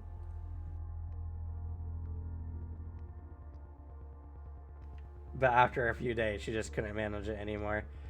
It was fine when it was savoring, when she was like getting ready to like claim another round with someone, but with the express knowledge that she can't do it with y'all anymore, it became torture instead. Not the kind she's into, so she bounced. Yeah. Not edging, just plain torture. Fair. So, Has left Ishtar with the parting knowledge of, hey Radovan, what's doming? Radovan just Who taught you those words? Snaps for the Serbans. I want their heads off. Player nominations and/or kudos. Ishtar, thank you for training with Finwith. She's happy, plus she got to spite Richard by actually doing something he told her not to do. Oh, he thinks you honestly just want to learn from him. Oh, she's legitimate about learning how to fight with the claws, but she's also I just meant like spite it's your Richard first in the thing, and like process. if you said that, I'm like, yeah, I just want to spite Richard. It's like, oh. Okay. I know, she's very big on learning. Yeah, no, he's having fun with it. And, like, you know, he doesn't want you to fucking die. Which is fair. And he wants you to grow claws. He's wondering if you stop trimming them, if you'll get, like, actual, like, cool claws. To go with, like, scales and horn nubbins. She's already stopped, like, filing them down. She's like, it's like accidentally scratching herself. And thank you, too, for jumping in on it as well, and finding a kind of spot to slot in. Oh, of course. Can't have Arthur, like, fucking, like, steaming over in the corner doing nothing. Kidding me? You're gonna learn, boy. You're gonna learn. We're all gonna learn use of ki, for those who hadn't yet. Though it's literally only Ishtar. You guys And, should have like 80 martial knowledge. Every class gets like 10 innately, at least. Y'all have enough for it. Well, I mean, No, I'm Ishtar will fucking focus Tao, on I just have tons. destroying Ki. So I mean, just like everybody, you too. Like all You just of gotta casters. you just gotta tell her like ki healing is possible, and then Ishtar would be like, oh, I can help Serena. And Doc. Oh no, Doc would be pissed. Like just letting you know, there's a few fun things you can do, like key healing. You could do what I do and eat, drink less. Or You not. should be able to afford that. Because it costs 70 to get use of key. No, actually 40, and then there's key control, but that's for different shit. So never mind. different tree stuff. If you tie Kit up with Ishtar, she may consider it. He But she's pitched not it because nothing it's like genuinely useful. Yeah, it costs you nothing but the martial knowledge you're not using otherwise. Yeah. Fair. It's that's something I realized. Like, oh yeah, just having key, you just have key lying around. Like Sebastian has enough key for like some stuff. He's just waiting to learn how to use key. Mhm. Yep, so now we're all gonna have little trading lessons. Meanwhile, Finless like picks up Arthur. Tell me cool things. This is the same thing as using spirits, but I'm using my own. Shakes. Tell me cool things that are possible. I was looking through the book like basically for an hour before the session. Like also like after figuring my level up stuff, I was like, oh yeah, I should see what cool abilities Finwith could get. So I was looking through. I mean, his whole thing is learning from other things how they fight. Yeah. There's a lot of fun stuff that I was like, that could be fun using that during like one of the forums. It could do some terrifying body horror shit. I'll tell you outright, if he has the martial knowledge for it and Arthur tells him to get it, I will make him train and get what you tell me to, Alex, for martial knowledge specifically. The one I saw was like a distance attack, and I pictured like throwing a bear punch and like the arm just like stretches horrifyingly. That could be fun. Give yourself a long distance option. One particular moment that I think fell under the radar that I really enjoyed was one thing that Arthur said, where he's just like, he was saying "see ya" to the succubus, but at the same time the succubus had just landed another innuendo, and he was just like, never mind. Like everybody else was talking at the time, so I just want, like, that one got me. I enjoyed that a lot, Alex. I think that's worthy of an award then. I missed it, but sounded great. It was a completely resigned, like defeated, never mind, in the background. Yeah. Basically how it was in the actual conversation, like kind of quiet, not expecting to be like heard or take attention. Then immediately, like, never mind, I just remembered how much I hate you. And what was that, Suzanne? Kudos to Fenwith for being our group's golden retriever as always. He just do be like that sometimes. I will say, your entire like training lesson was really well described and like played out. Like the descriptions you gave over like how Ishtar can like fight and utilize what they have for like defense, I think was super good. Thank you. I agree. Go ahead and take an award for that. That was a good description, and it was very well thought through. And it's like the polar opposite to Finwith's "Why Wouldn't We?" But like your face, like later you actually like said something about it, but like when he first said that, your face was just like a no. Why would we? There's a lot of little micro expressions that people tossed in for it, so I appreciate the camera like adding the extra layer. I get to eye roll too. Kudos to Alexi for being the first one to risk it and make a deal. Especially for Maradoni, it was a risky move, as we weren't sure if that would be enough. It's more kudos than anything else, but took guts for him to step forward first. Yeah, I think it's worthy of an award. You took a risk. You're like, I don't know if this is exactly how the rules play out, but sure, why not? I'll take it.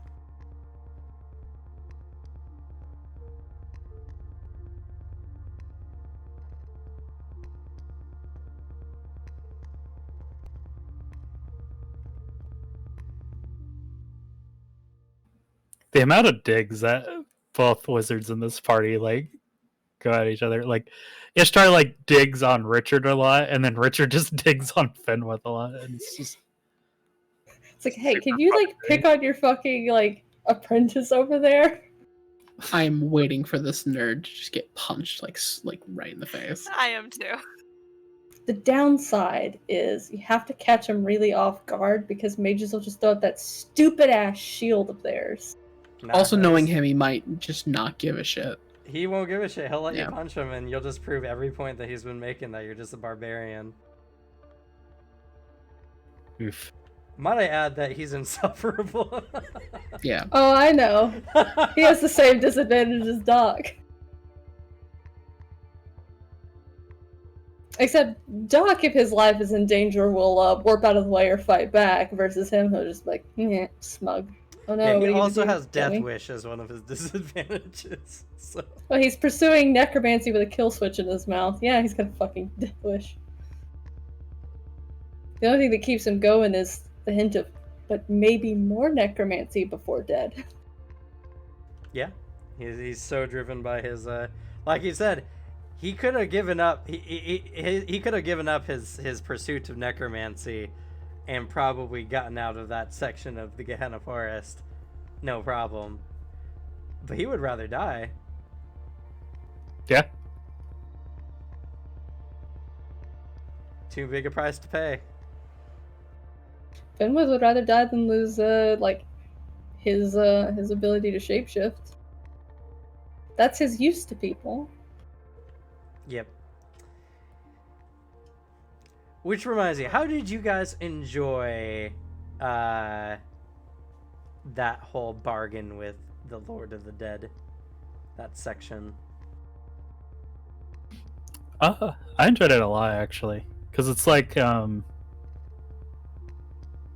it's kind of like self-imposed, because we're all just like, yeah, let's follow him. Maybe we'll find something intelligent that can give us directions. Worst case scenario, we fight them to the death. But just the general, it being kind of a brain teaser with the less of you can't move forward, but there's actually like a penalty to not figuring it out, sort of thing. I don't know. I found it very interesting myself. And the whole situation with Fenwith's that one's a hatchet, right? That you have? It's the handle of a hatchet. Handle of a hatchet. I really enjoyed that He has part. no axe head. Because wisdom is the weapon that his father used. Which I could totally see some people just being like, oh, that's not an exciting magic item. But honestly, only if you're not like, if you can't really use it creatively, sure. But I don't know. I find it to be a really cool magic item personally. So I love when Fenwith ever breaks it out to see it in action. It was an item designed to round Finwith's character out and give them a new line of approach. Then punch. Then punch. I mean, you can punch. There's gonna be lots of opportunities to punch. Oh yeah, right? no, it's just like, if I can't punch, I Yeah, you can do thonk. stuff. Well, I can help other people thonk. Yeah, someone else thonks, and you just need someone to write it down. Yeah. How about the rest of you? How'd you guys enjoy dealing with the Lord of Spectral Light? It's an interesting encounter, and like interesting to consider like what we would give up like individually, like especially also with the whole thing of for who.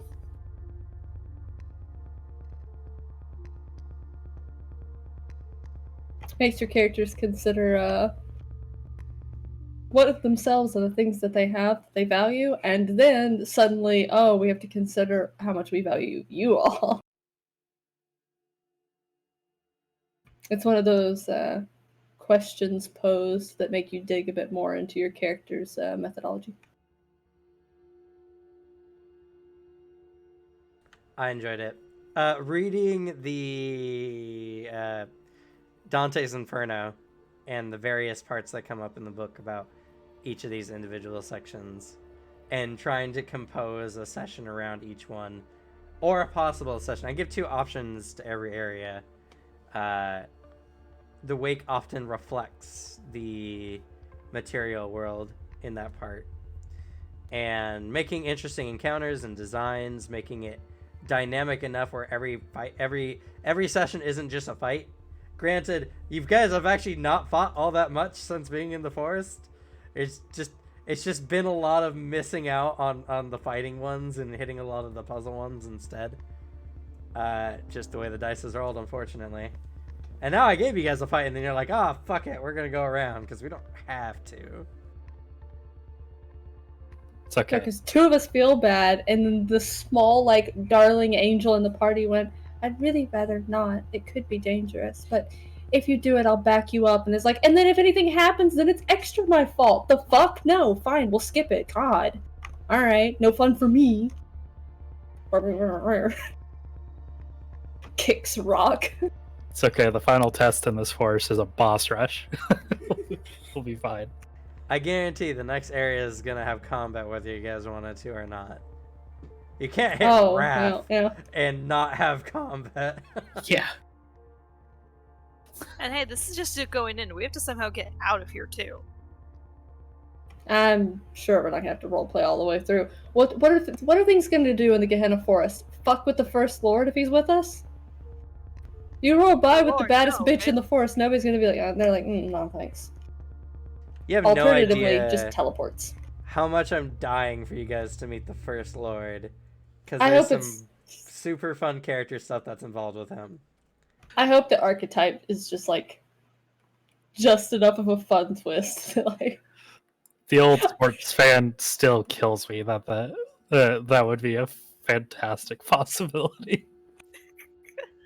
listen, I just want somebody that we can roll back up to in Rosencratz and be like, hey, Anastasia, we got him. And then it's like Anastasia's whole family like, ew, is that a human? You're friends with a human? And it's like, yeah, I'm friends with your son and also the First Lord. We're buddies. We had a nice conversation on the way here. Turns out loneliness is a horrible cross to bear. Also, we're both fans of Big Punch. Me doing it, him watching other things do it in the Gehenna Forest. You know, guy stuff. I have to tell you guys, your ability to get through the Gehenna Forest, it seems relatively easy for your characters. Because it is easier for your characters. If another lower level group or individuals were trying to get through the forest, you know how much they would have been fucked? I mean, this is... Even if we were strong, but, like, these characters... I don't know, just had, like, a different dynamic to them and their goals. Like, this place would still be a nightmare, because they'd be terrified the whole time, or, like, they would have, like, some just awful thing that's kind of nagging on them, and the forest is just eating them alive with it. Just digging into that soft spot. But they're all just like, nah, fuck it. I'm gonna fight shit. Oh no, you're gonna make me cry? I do that on my own. Fuck you. Sebastian's gonna be so jealous. If we fight anything else. Actually, probably. Depending. He would not like to be in this forest, like, at all. It sounds like a fucking awful time. Yeah, but then we come back ripped. I'm curious, how are you guys enjoying the Gehenna Forest and traveling through it?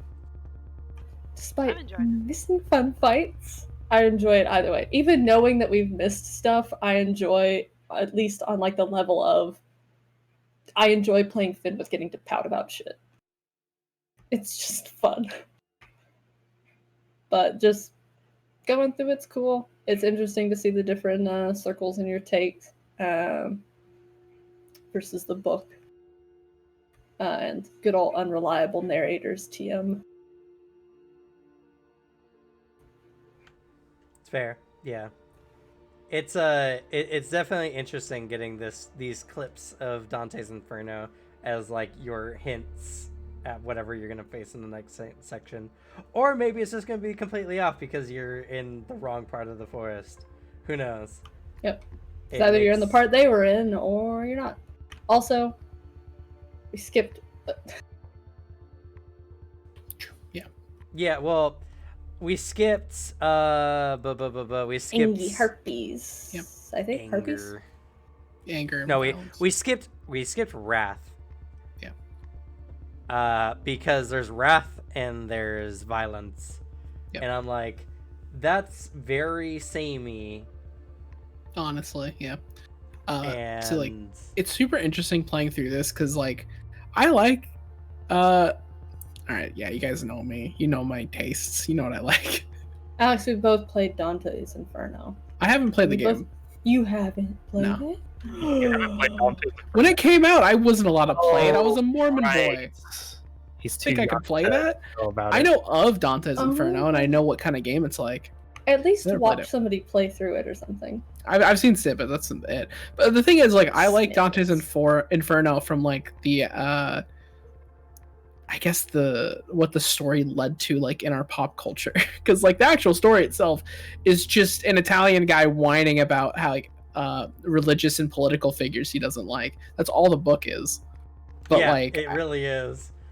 it's just, I don't like this pope. He's in hell. I'm gonna hang out with my best friend Virgil because he likes me and I think he's cool. That's all the book is. Yep. Yep.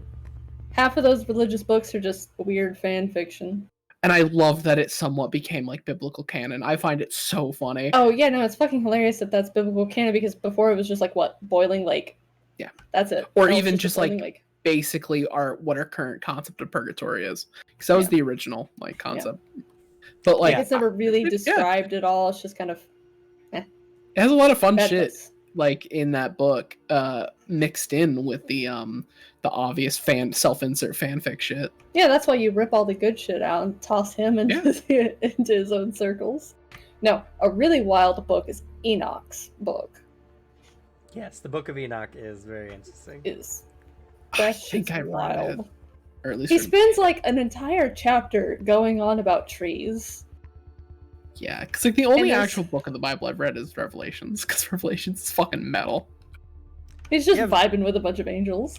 You have no idea how much the Sixth Circle was just hard to design a session based on, because literally this part of the book was predominantly just about him meeting a bunch of religious leaders and such, and poets who just talk about like overly philosophical things, and he's just like, you guys are dumb.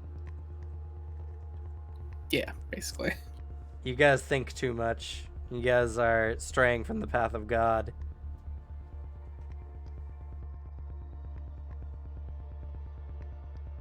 It's a very, very political section of the book.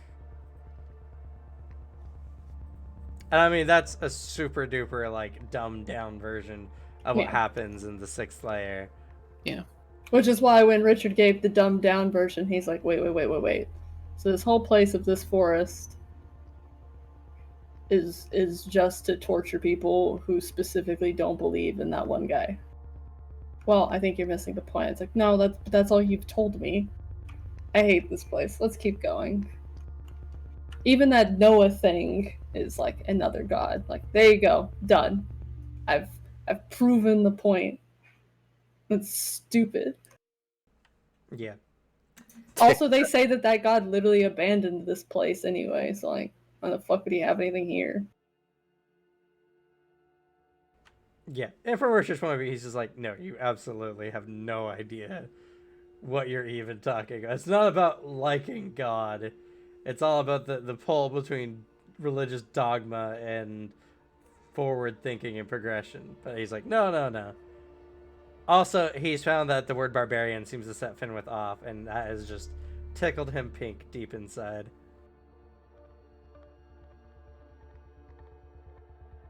Stop poking me traumies. He's unfortunately not that kind of character. But I'm super excited because we still have to go through. I was actually not expecting for you guys to go all the way through 2 layers this session. That's because you expected to stop on, and then we roll initiative. We'll be back next time. Yep, I was expecting you guys to see the primal abomination and be like, oh my god, what is that? And then stop the session on a cool cliffhanger. But no, you guys circumvented it because you have a fucking radar dish for a player character in your party. That's fine. The radar dish will enter into violence and then immediately be like, oh, hey, Finwith, fetch. That way. Or be like, uh-oh. It's like a whole bunch of blimps are like running in or something. So I got good news. There's stuff here to fight. I got bad news. There's a lot of stuff, and it's coming very quickly, and it's not all small little blips like before. Then with Oh, yeah, voice. by the Wait, way- where was the bad news? You guys will 100% be facing demons in this next part of the forest. Yes! Yes. Fenrith is so excited, demon bits. Time Well, out. Finally gets to do. He's technically had some demon bits. Listen, out of respect for Arthur, he didn't ask for like a chip of a horn or something. I don't know. What would Finwith have used from the succubus? Well, she could use like illusions and like little fire stuff. So he's not sure exactly what that if he would have been able to use that. But we'll try. If he And got if she a has- piece of her, oh, I could tell you what kind of abilities he would have gotten from her. But he didn't. It's also kind of he was also pretty sure she was gonna make it really weird if he asked.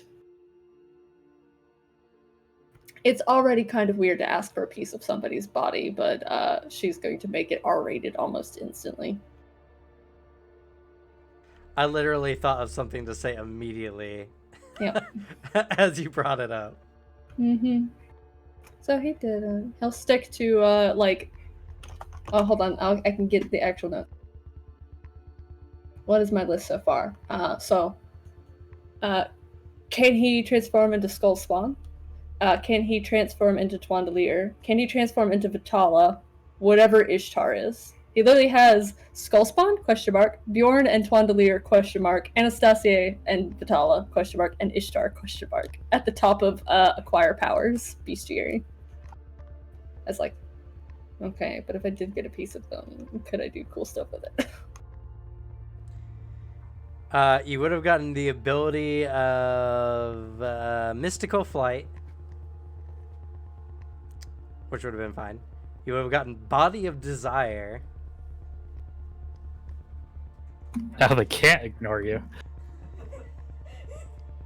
Oh, that crosses some lines. Claws of Also, Arthur might Pleasure. shoot me 10 times. What was the last one? Claws of Pleasure. Oh no. Yeah, you're definitely getting shot if you did that.